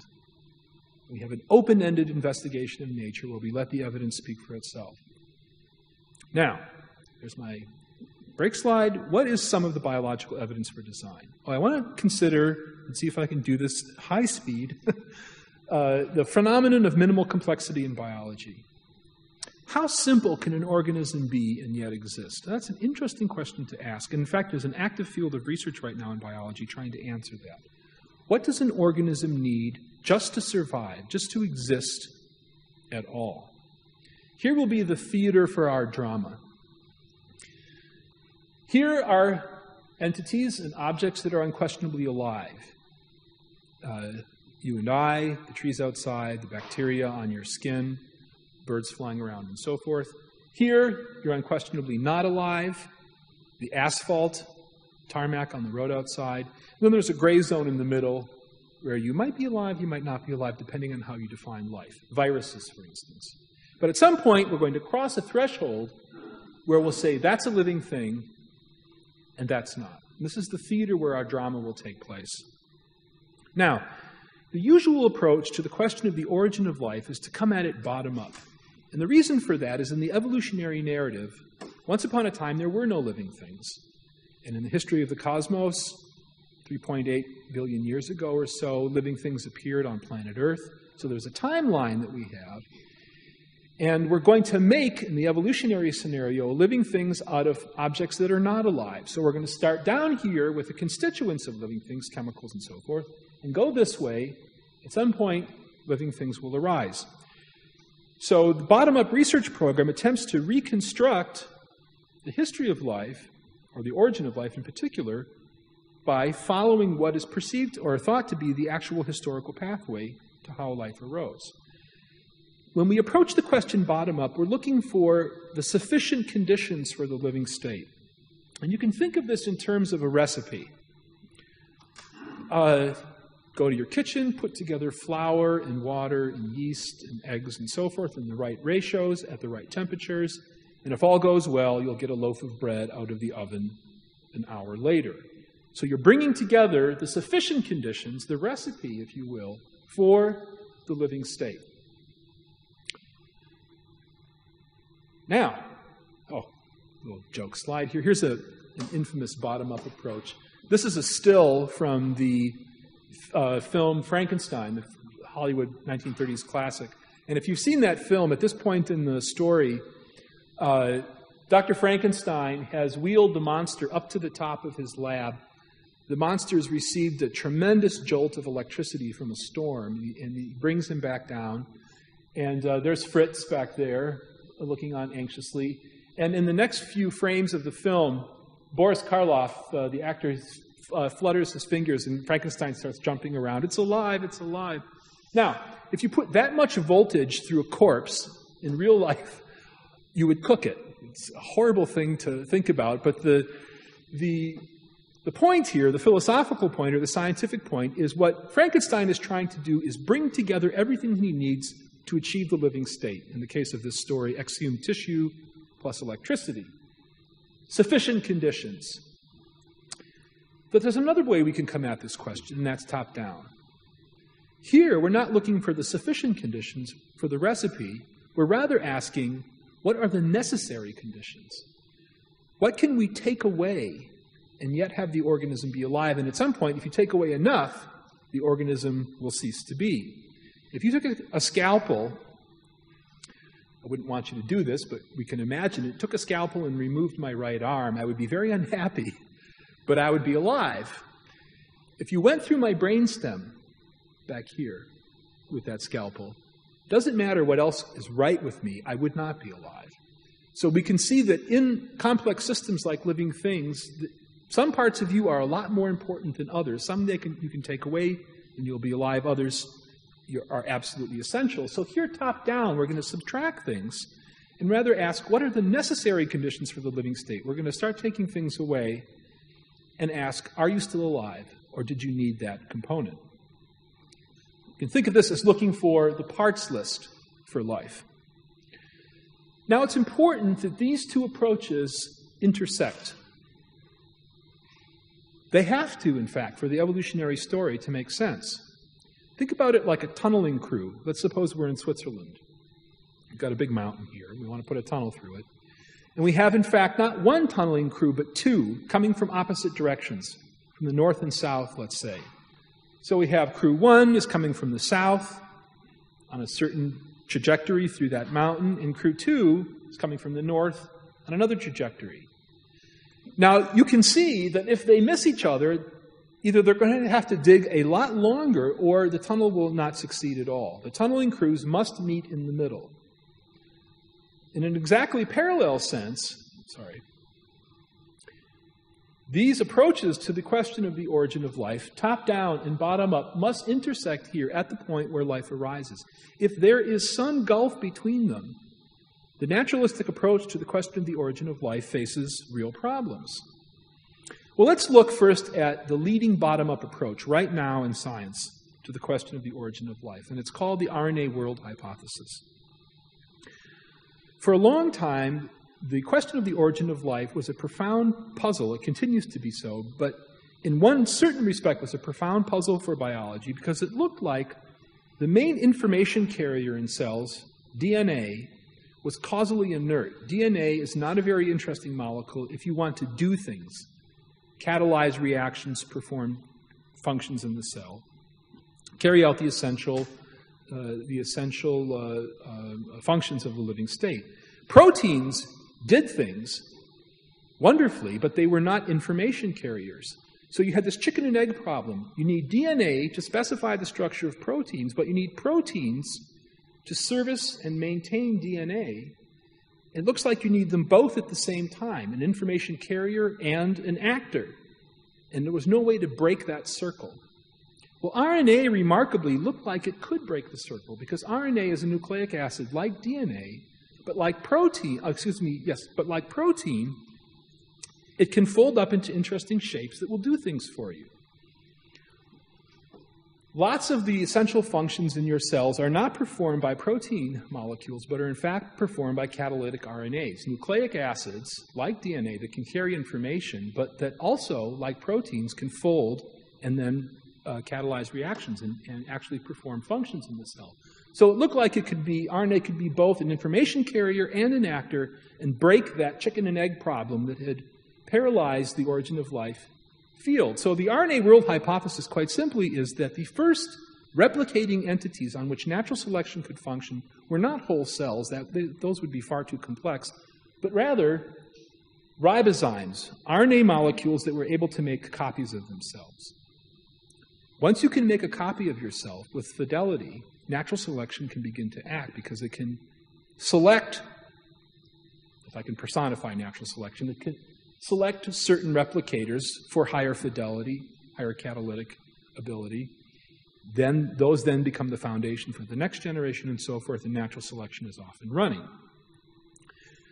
So the idea is that the first replicators were RNA molecules that eventually had a cell membrane around them, and then at some point we crossed over the threshold to the fully living state.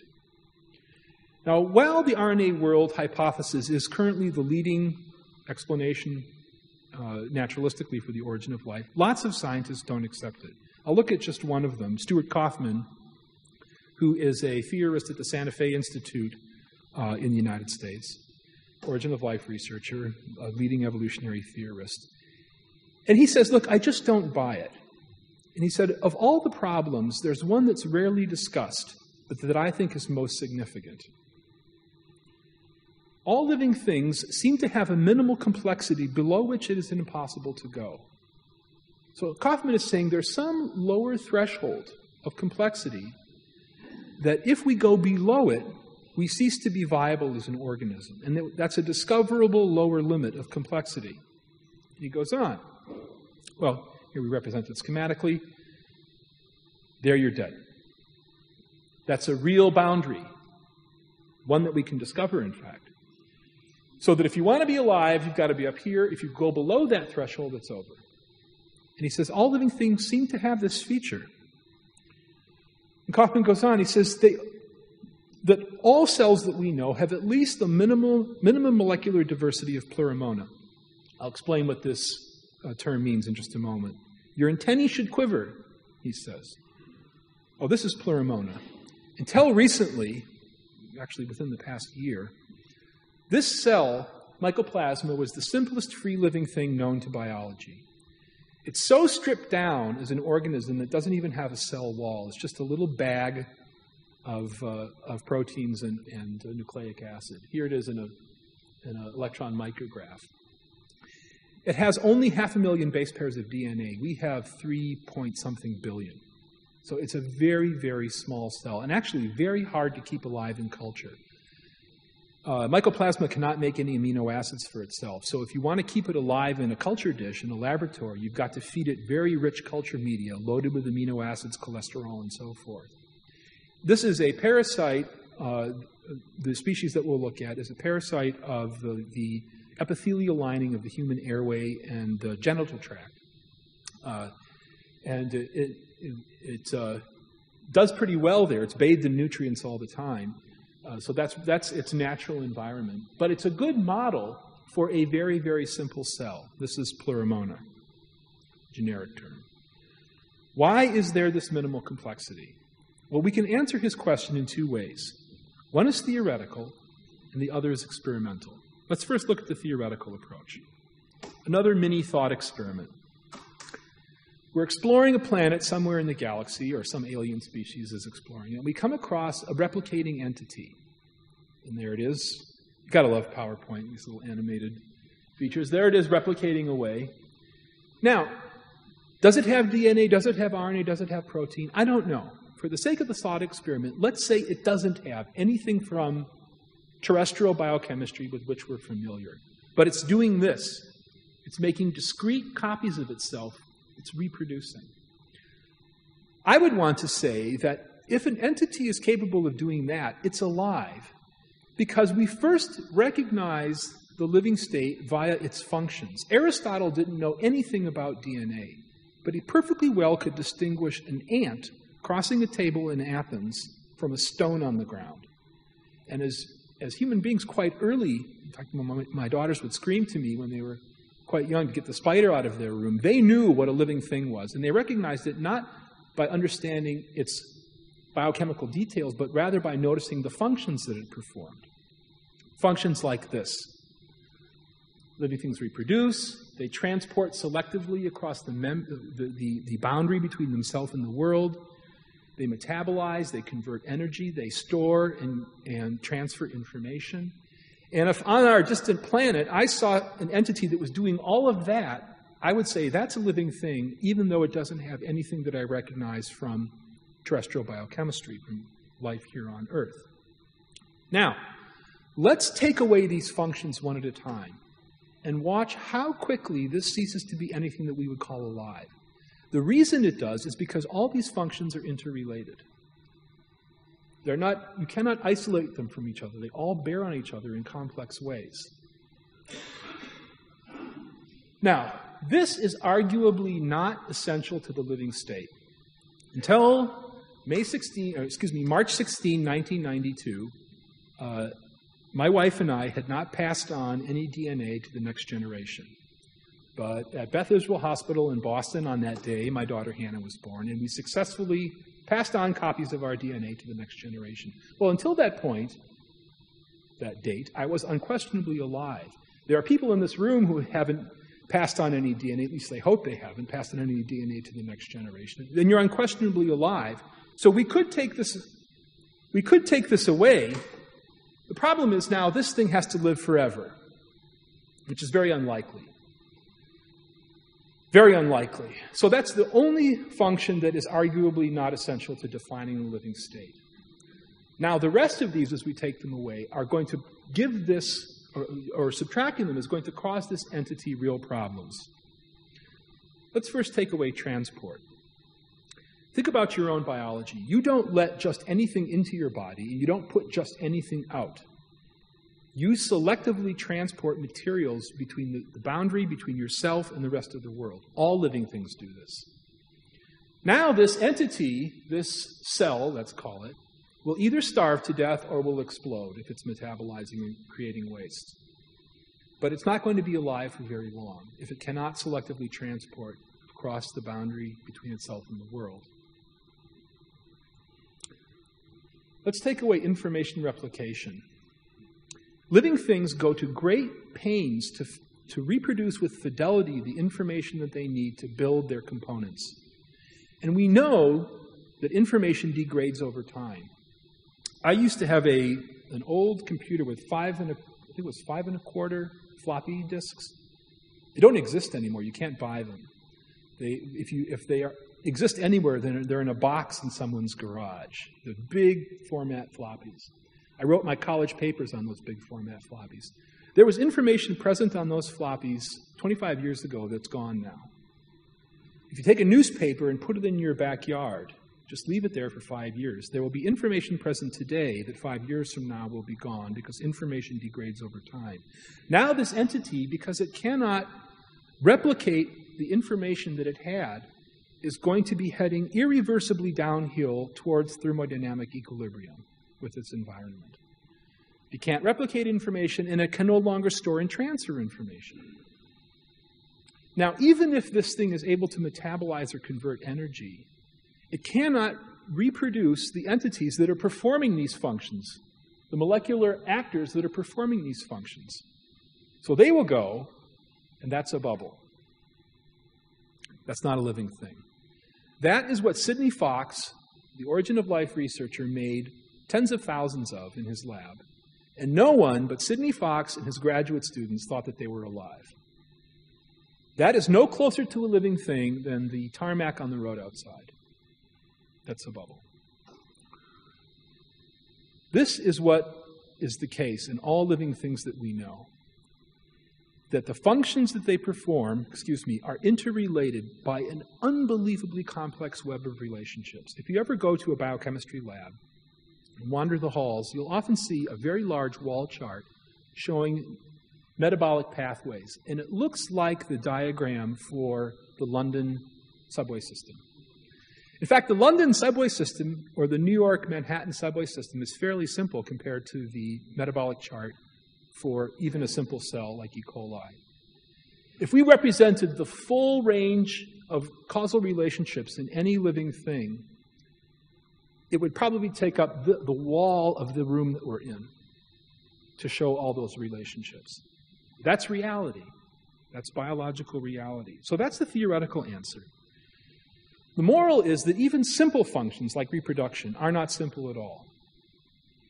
The very feature that natural selection requires, namely the ability to pass on information so that that information can be sifted by environmental challenges, is presupposed by the theory of natural selection but not explained by it.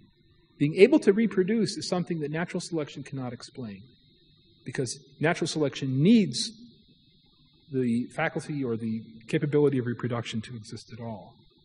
Now let's look at the experimental answer. Here's Mycoplasma again. The Mycoplasma was one of the first organisms to have all of its DNA sequenced. All 500,000, slightly more than 500,000 base pairs of DNA were determined by DNA sequencing and published in the mid-90s by Claire Fraser and colleagues at the Institute for Genomic Research. It was published in Science. Now, I realize that you can't read this, so I'll explain what's here. This is a parts list. Once you obtain a DNA sequence, you can then ask for any portion of that sequence, what protein does it code for? And then annotate those proteins in terms of their function. So think about this like you would the parts list for a computer.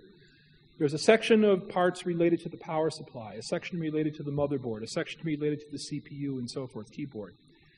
So we have here cellular processes, and these are all the proteins involved, or some of them at any rate, involved in cellular processes like cell division and so forth. Here are the proteins involved in the process of DNA replication.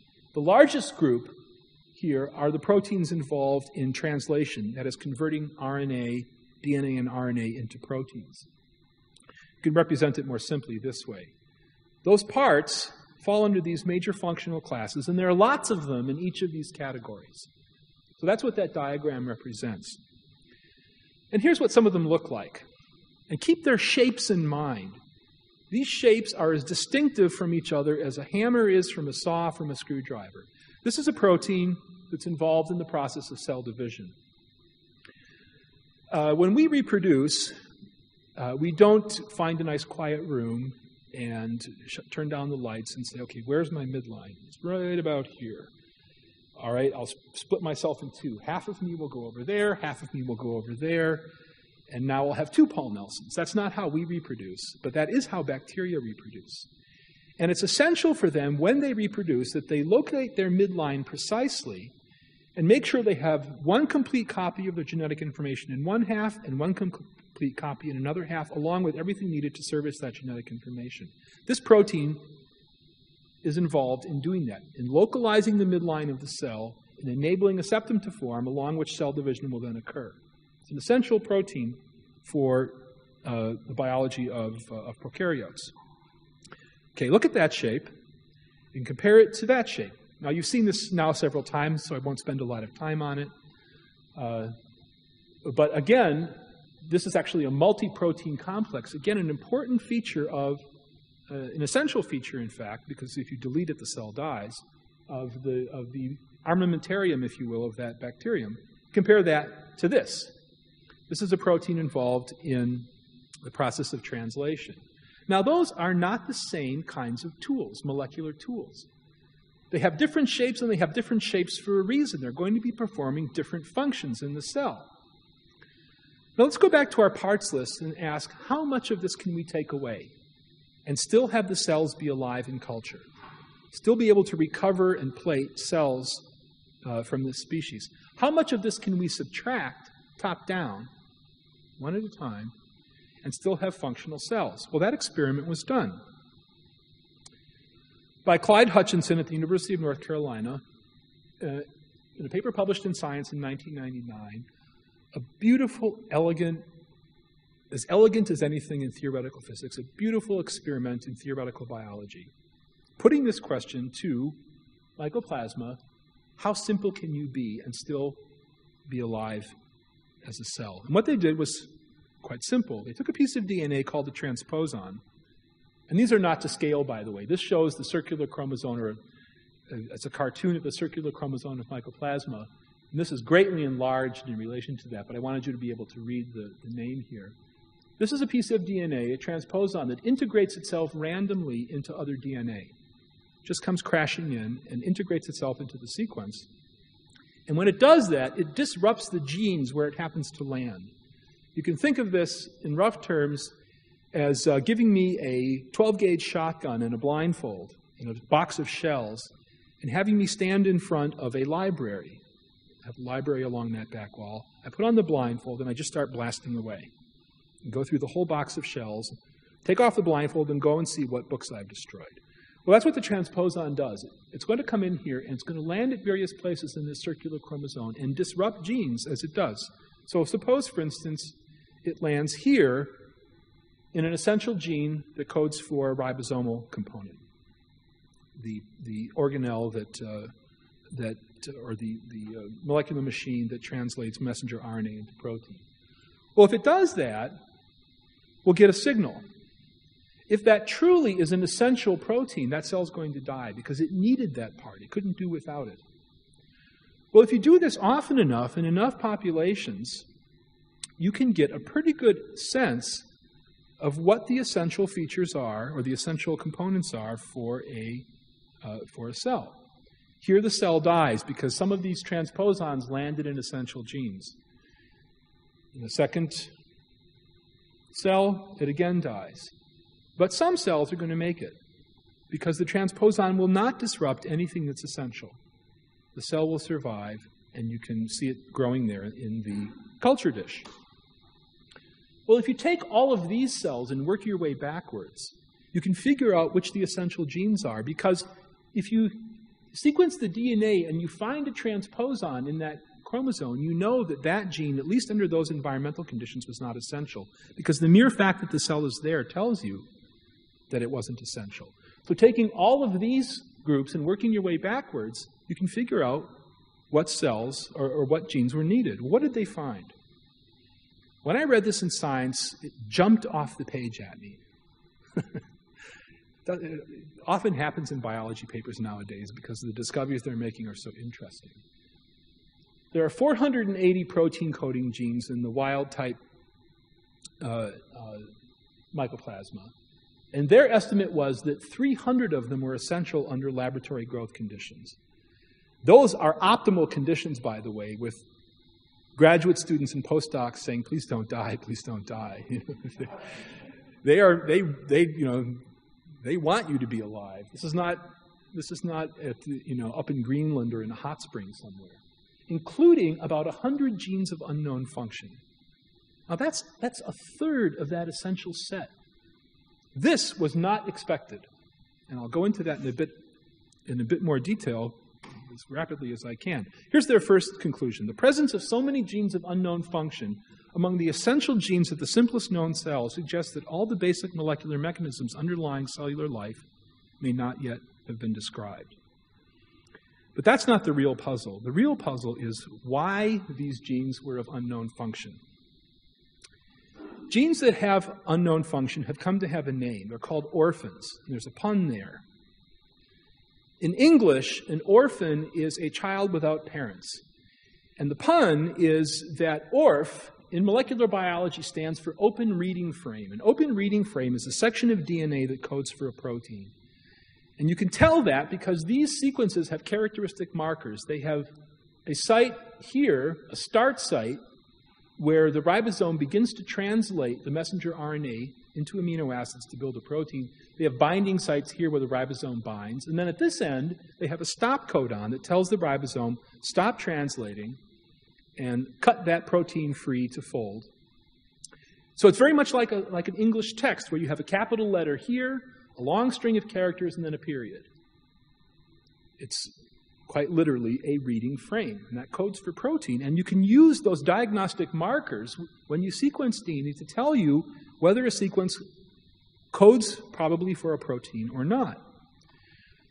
Now, why are orphans puzzling? Well, when you sequence DNA, which is done by automation now, and it's done quite rapidly, people don't sit down and actually physically annotate the sequence. What they do is they submit it to GenBank, which is a computer system that stores known DNA sequences. So they submit the sequence to GenBank and they look for matches. You can think about this in relation to words. If you have a word in Hungarian or Finnish or English that you don't understand, it's clearly a word, it's a character sequence there in the text, You take that word to the dictionary, find its match, and that gives you its meaning. Well, in an exactly parallel sense, you take the genetic information from the sequence that or the species that you sequence, submit it to GenBank, and it tells you what those proteins are and what they do. That's a structural protein, that's an enzymatic protein, and so forth. Orphans, however, here's my literary parallel.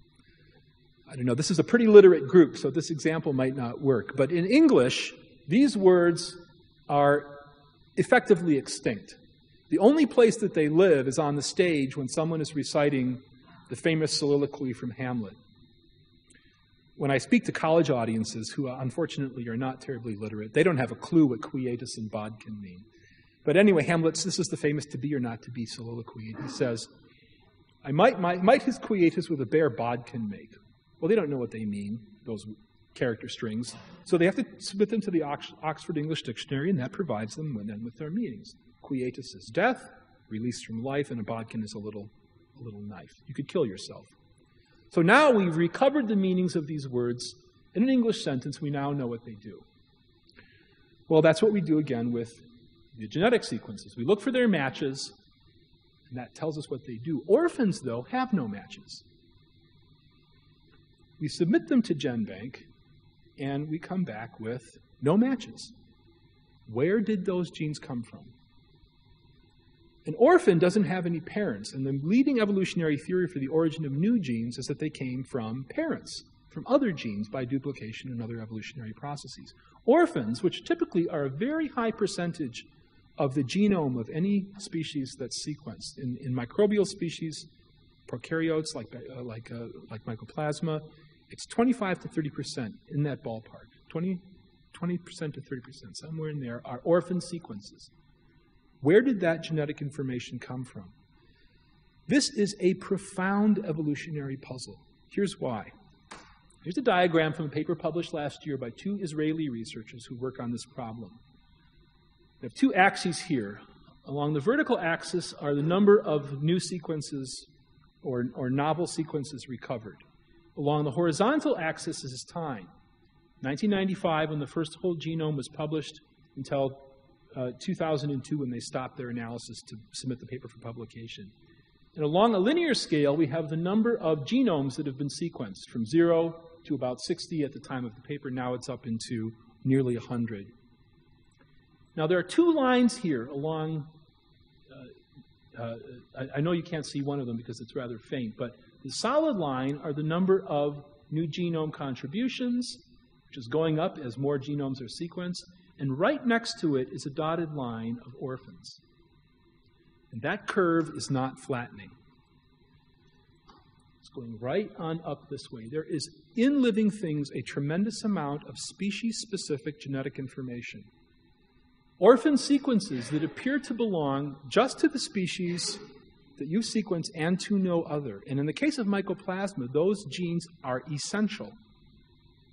Fully a third of its 300, what they estimate to be the 300 essential genes for function, belong just to Mycoplasma. You can think about this again in relation to language.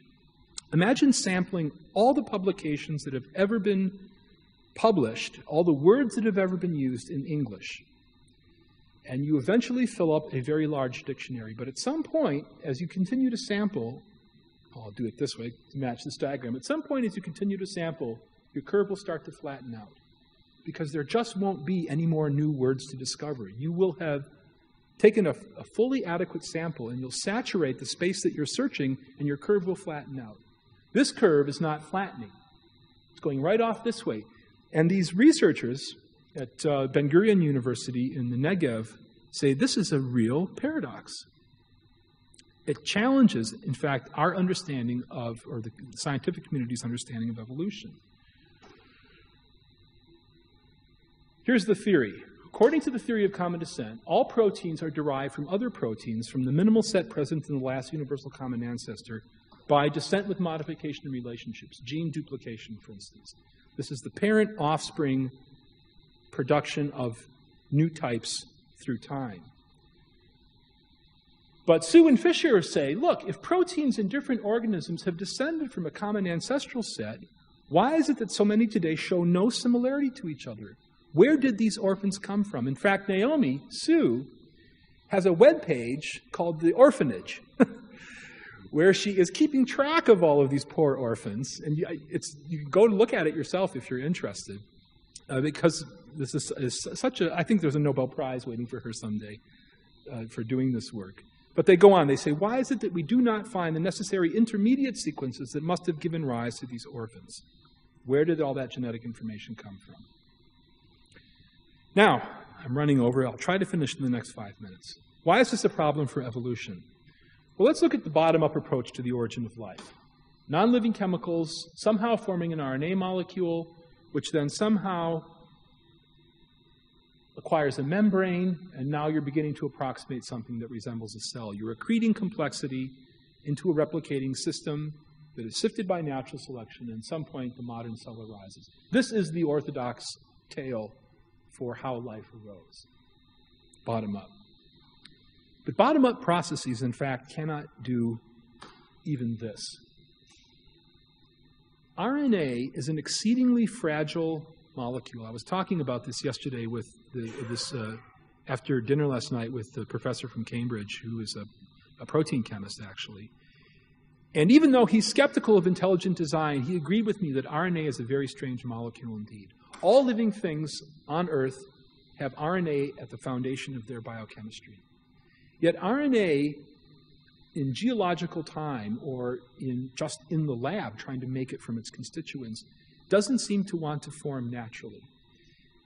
And I'll give you a little speculation here, and I want you to label it as that. It's only a speculation, but it's almost as if a designer said, I'm going to leave my signature in living things, and I'm going to do so by using a molecule that is so fragile on its own that it would never form naturally. And I'll put that right at the basis of the biochemistry of all living things on Earth.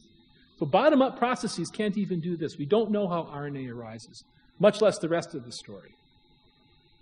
It's hopelessly unlikely coming that direction. Do those tunneling crews meet in the middle? Are they going to intersect?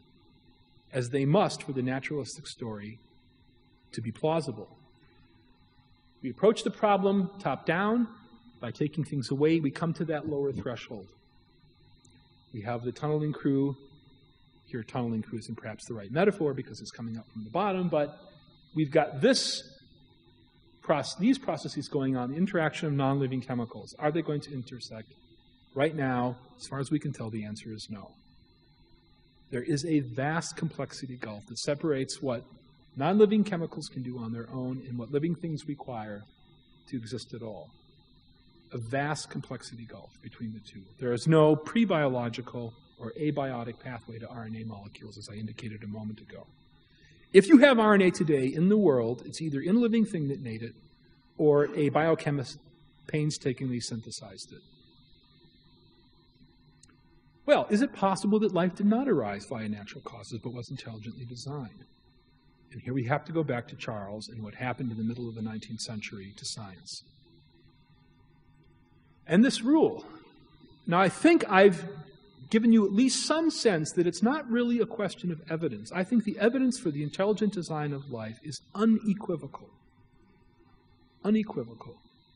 And if we were not bound, as a slave is, by a rule like this, the scientific community would say, of course life was designed. That's the only plausible, rational thing to infer. If we allowed the full toolkit into science, we would infer that, but in fact we don't. We being not the people in this room, but the scientific community in general. What if life was intelligently designed? Shouldn't science be free to discover that if it actually happened? Again, I go back to my cause and effect diagram. Is it really legitimate to say we don't know? When the complexity exhibited here is sort of mind-bogglingly beyond what we see in these cases. And what's really the problem is that the evidence is something else. One last thought experiment, which I try to do in 2 minutes. A few years ago, I was in the University of Chicago Science Library, catching up on my journal reading, and I saw this picture on the cover of the magazine Bioscience, which is the flagship publication of the American Institute of Biological Sciences. And I immediately took the journal. You can see the stamps here from University of Chicago Library, and ran to the photocopier and copied that picture because my brother Gabriel, as a graduate student, helped to build this thing. It's rather large. It's about 1 meter long. It's quite remarkable, in fact. It's a 6-legged walking machine. He did his PhD over a period of 3 or 4 years at Case Western University in Cleveland, helping to build this, in particular, to write the computer code to enable it to walk. Gabriel's research was funded by the Defense Department in the United States and NASA, because both of those organizations are interested in having walking machines that can negotiate rough terrain. In the case of NASA, they wanted devices like that to explore the rough terrain that one might find, for instance, on Mars. In the case of the Defense Department, they were interested in clearing minefields. It's one thing to send an 18-year-old kid out into a minefield, say, find the mines out there with this little probe. He's risking his life doing that. You send this machine, it blows up, well, we've got another one on the truck. This was their model. They reverse engineered the ordinary cockroach, working with a team of biologists. Gabriel was in mechanical engineering. Now, one of the problems we have as beings who are easily bored and forget how remarkable the world is we do not realize that we are surrounded by bugs that if you rent a cabin, you hope you're not going to find when you throw the light on, and then they go running off underneath the counter. They're bugs, and you go get a can of pesticide to spray them. But they're actually amazingly engineered systems. That if there was only one in the universe, you would protect it like a national treasure. But you forget how remarkable it is because you don't want to have cockroaches in that cabin that you rented. In fact, these are remarkable things. And it turned out to be very difficult to reverse engineer the cockroach to build that robot. Here are some of the other ones that they constructed of earlier generations. Gabriel told me it took him over a year, about 18 months, to write the code just to get the robot to stand. If you came up here and pushed me and my feet were properly balanced, I would go like this and then come back to my normal standing posture. Before he wrote the code to do that, if you pushed the robot, it would just topple over off of the little treadmill on which they had it walking.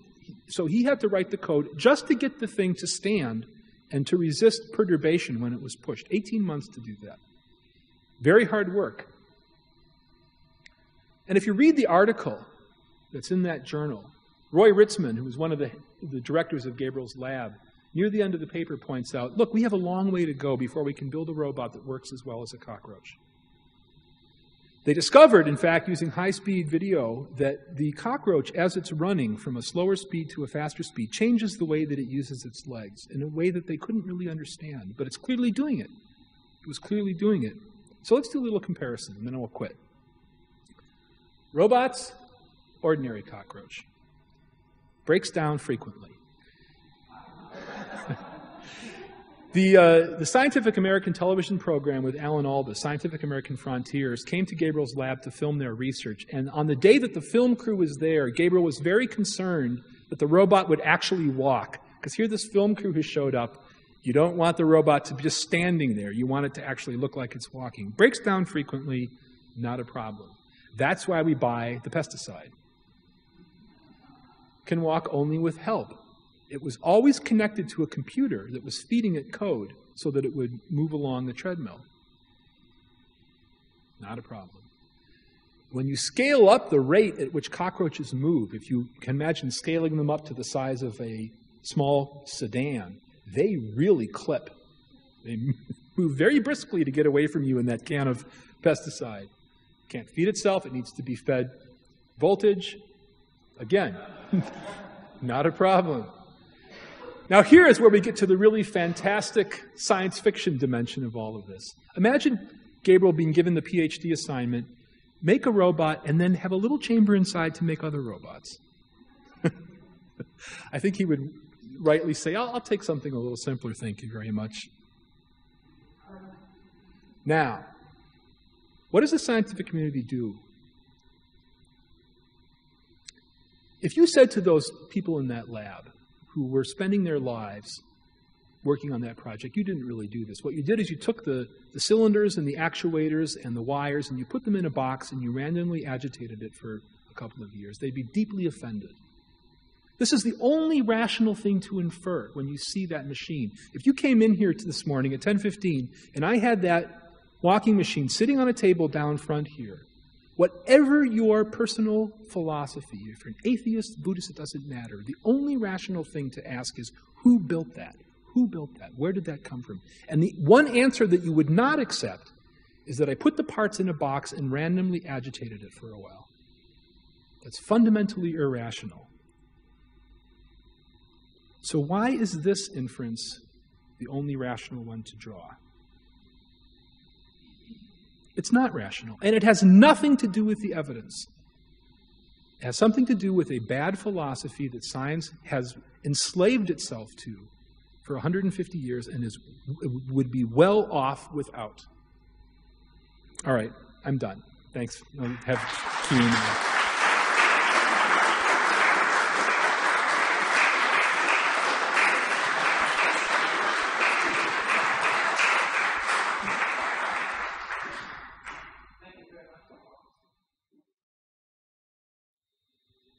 Okay, I think we should use the rest of our time to a discussion with Paul. So if you please turn your chairs around again. And I really wonder if all of you could come closer. We are so spread out in the room. Just a quick move so we come more together. It will be easier for all of us, I think.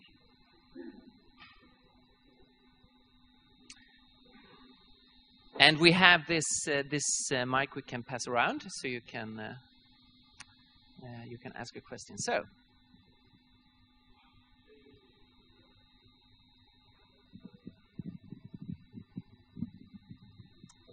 we've been struggling to work out how to express this question. I'm not happy with the overthrow of the apparent sort of overthrow of the methodological naturalism and replacing it without qualification with the two blocks on the left-hand side. And I'm not sure even that that's what you're saying, really, because all your arguments seem to be pointing back to origins of life, rather than a kind of generalizable principle of applying this, if you drop your pen on the stage, are we looking for a supernatural or an intelligent cause of this thing? Well, we're not. And so are you really generalizing all of this? And one of the problems is, as a doctor, I feel that medicine has progressed because we have moved beyond a sort of vitalism, which says that life has a kind of magical something about it. So that in the past you would have had to treat illnesses, diseases with chemicals that came from other living things, because living things had a sort of a living something or other going on.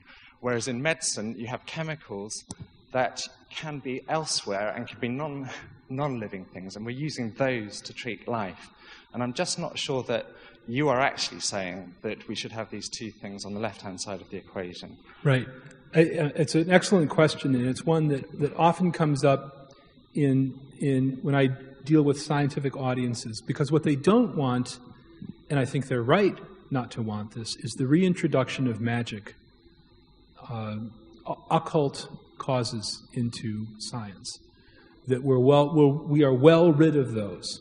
But let me take your question about vitalism, and I'll give you a kind of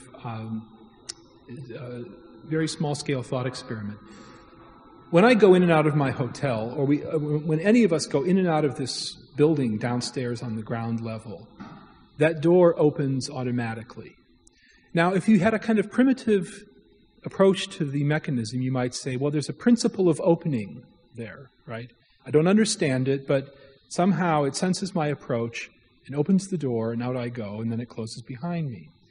Now, that would be erroneous, but it would be just as erroneous to say that the mechanism that opens and closes that door was not designed. Of course it was. Someone went to great pains to figure out a way to detect my approach, open the door so that it wouldn't hit me, and close it behind me. In a supermarket automatic door, there's no élan vital. There's no vital principle at work. But that mechanism would not exist without a design, without an intelligence behind it. Now, the exact causal story of how that mechanism came to be might be something that we would never know, or we might be able to work it out. But in any case, we would say it only exists because an intelligence put it there. What I'm saying is not to reintroduce magic into science, but rather to remove a rule, methodological naturalism, that I think restricts science in the cases where we might want to say this entity exists because of design, because an intelligence was involved. I think you raise a legitimate concern, but I think if we discipline our use of design, we don't have to be too worried.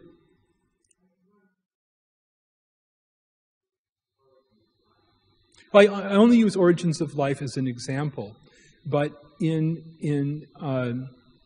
let's take medicine, your own field. I think we do, in fact, when we come to any puzzle, we do attack it with the tools that we have. And I would not be happy with a vitalistic approach.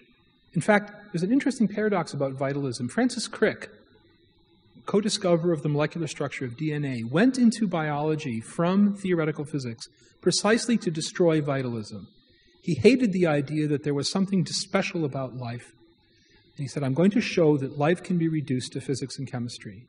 And ended up, with God's sense of humor, I think, very much at play, providing some of the most powerful evidence that, in fact, there is something very special about life in the coded information in that DNA double helix. So I think you are pointing to a legitimate problem, that these kinds of principles, vitalism, magic in the old sense, hinder scientific discovery, but it's equally dangerous to say that all effects that we see in nature have an explanation in terms of an unintelligent natural cause coming bottom up from the regularities of physics. That's just not true. We know right now it's not true. If we got in a plane and flew to Oxford and got on a bus and went out to see Stonehenge, it would be a lie. False to say that that structure exists from the bottom-up regularities of physics. That's just not the case. And I think we need to stand up to the naturalistic worldview in science and say it is not true that we can explain everything that we see in terms of basic physics.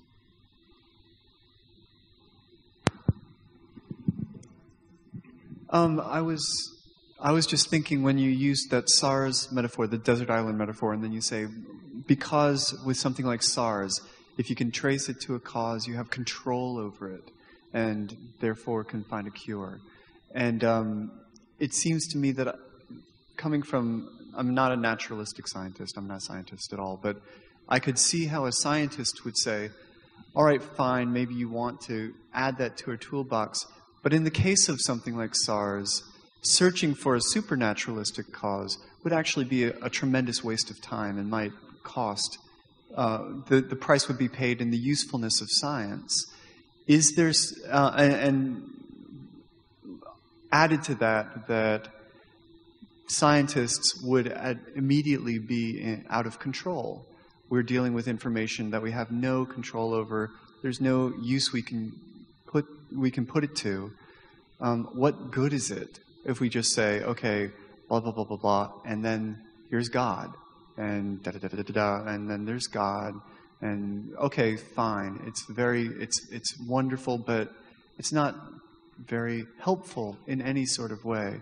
Is there some way that you can translate that to naturalistic scientists and say, no, that's not the case?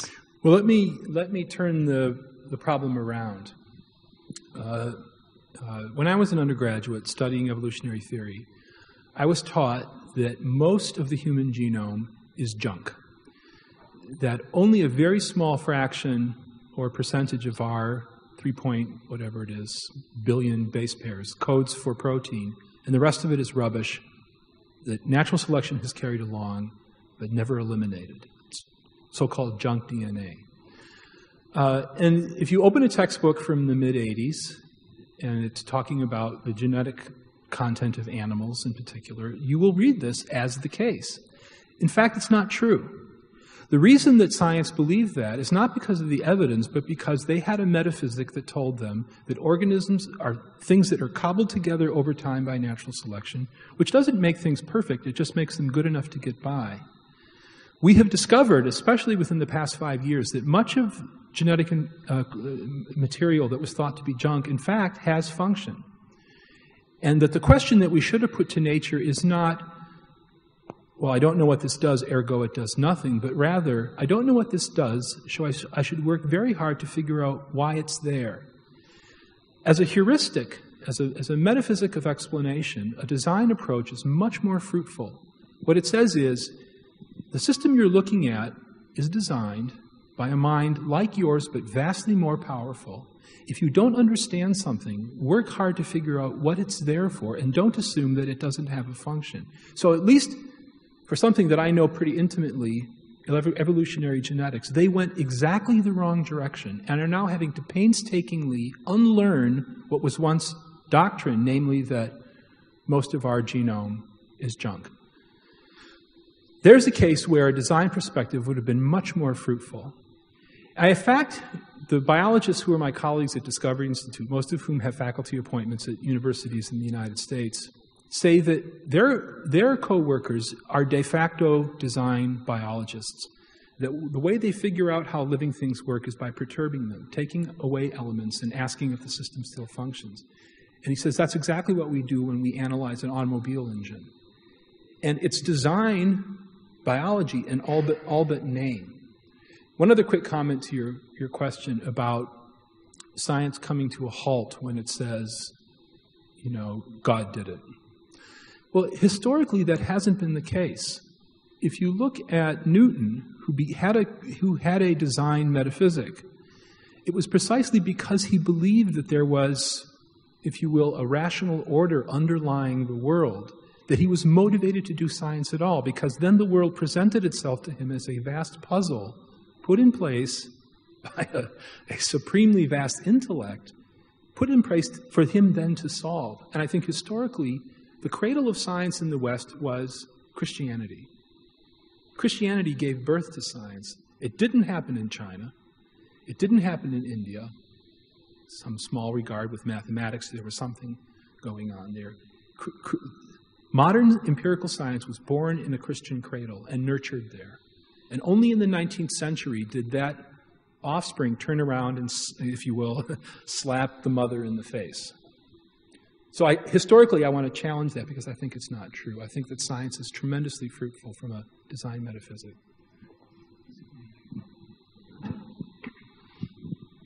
Paul, thanks very much. I wonder if you could just tell us a bit about the sort of criticisms that are being advanced against intelligent design by the scientific community. What are the main things that are coming out and how you respond to those?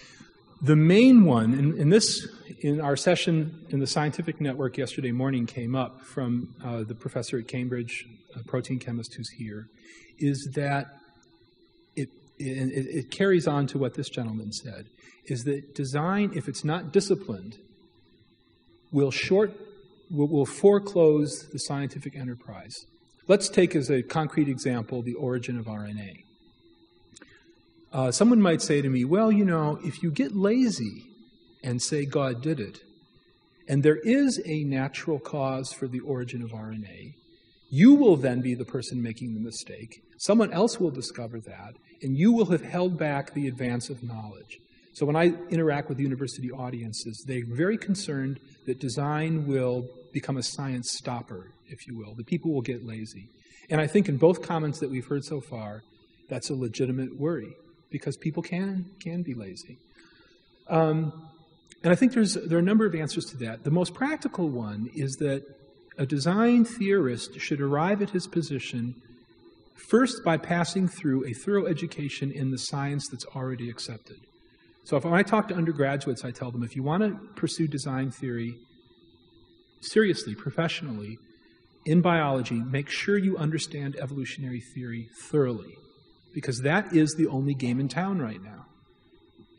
By far, the numbers of scientists who accept Darwinism vastly outnumber those who accept intelligent design. They're looking at a world that God made. They're learning from that world. They're generating knowledge. You have to interact with your secular colleagues, and they will help you to reduce what I call inductive risk, that is the possibility of making a mistake, because they're going to be pushing natural causes for all that they're worth. They're going to be working as hard as they can at that first note of the filter. And they will help you, because you and they are both looking at the same world, to bring causes and effects into harmony with each other. And you will help them by challenging their inadequate theories. So there's an important dialectic there that we need to be in conversation and community with our secular colleagues, and trust that the world,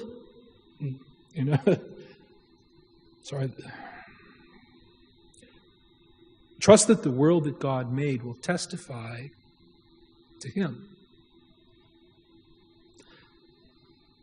Sorry, I occasionally have these little emotional moments, but it was a long struggle for me as a graduate student to realize that I did not have to be afraid of science. And I still have to, I think for a lot of Christians,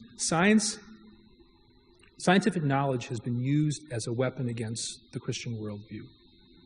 And it's a horrible thing that God's revelation of Himself in nature is turned against the very worldview that gave birth to the enterprise. I think that's a horrible, horrible thing. And I would like us to be able to reclaim our heritage, to go back prior to what happened in the 19th century. Knowledge was being generated by people operating with a design metaphysic. They did wonderful science, and it can happen again. It can happen again. I'm sorry for the little emotional moment there.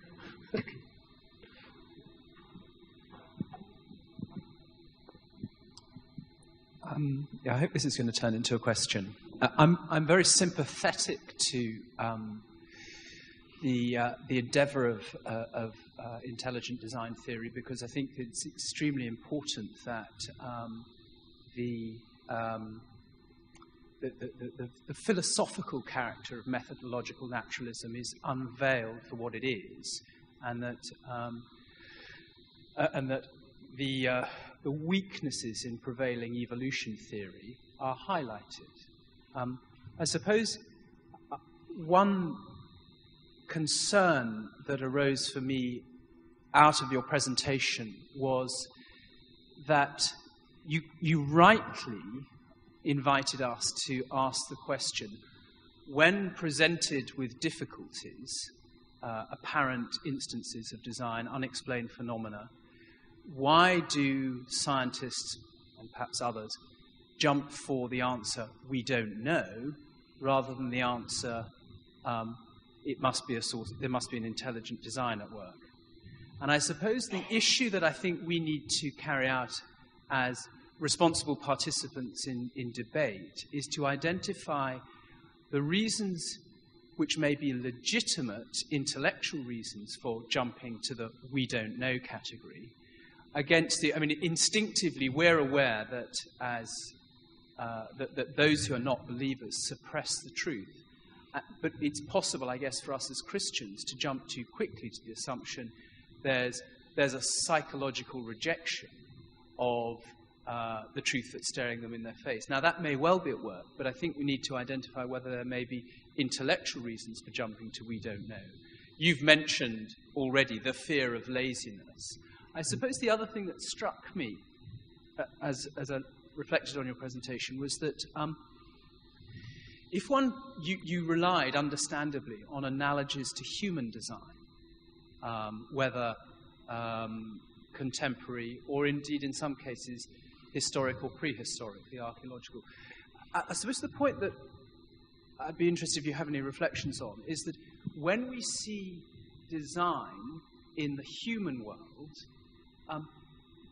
the intellectual leap to in a sense grasp the notion of design is much smaller, because we can either identify and touch and feel the designer because he's around now, right, or we can infer that the designer was a being entirely comparable to us. Whereas, of course, in the argument that's being advanced, all the phrase intelligent design presupposes intelligence. I guess it presupposes power in some shape or form. But beyond that, the designer is understandably not identified. But because that is asking us to, by conjecture, imagine something that is very difficult to imagine, it seems to me that there's an understandable reluctance to go there. Yes, and I think classically in Western philosophy, this has been the prevailing, or one of the main lines of criticism from David Hume, for instance, that to the degree that the designer is greater and different from us, to that same degree the analogy weakens, if it is in fact an analogy. Watchmaker, E. coli maker, I actually think that one of the minor advances that the intelligent design community has achieved is that we even though it may come across in the presentation as an argument from analogy, it's in fact, we're making an identity claim. We're saying that the artifacts that we know, that we built and constructed, exhibit specified complexity, and cells exhibit specified complexity. They both instantiate the same property. It's not an analogy, it's the very same property. And then in fact, if you perform the thought experiment and try to imagine how you would know under any circumstances that a mind had acted, whether it's E.T. or another human being or God himself, that property of specified complexity will be present. Now, this is a controversial philosophical claim, and Bill Dembski has been by Sober and others have critically evaluated the argument, but I think there's something to it. I think if you look at the design argument not so much as an analogy, but more as identifying this interesting property that complex systems have, then some of the difficulty that you rightly point to about, well, what's the designer, who's the designer, what's he like, can be lessened a little bit, because what you're saying is, I may not be able to say much about the designer, but I can certainly point to the effective interest and characterize it scientifically. Let me just make one quick comment about this from a biblical perspective. I do think that you can make a strong case from Scripture that the Lord provides us with metaphors for understanding Him, like as a father pities his children, and so forth. Where God says to us, I am not, you are my creation, I am not you. Bart says, we can't conceive of God, really. But I think God actually reaches down to us and provides us with models. Like as a father pities his children. You know you have a real father. You know what your relationship is like with him. Now take that as a model for my relationship with you, and you will begin to understand me. So I don't think we're left entirely without hints and pointers in having some understanding of the nature of God, even perhaps as a designer.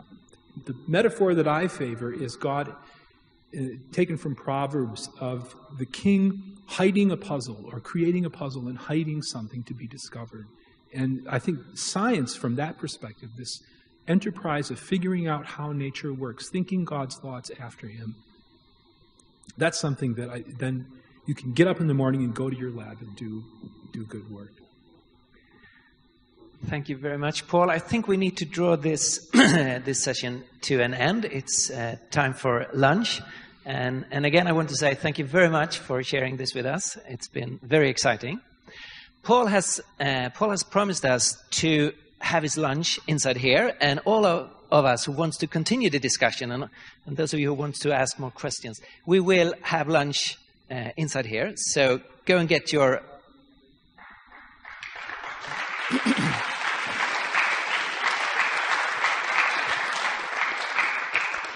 So we just pick up our lunch bags and we meet here again. Thank you.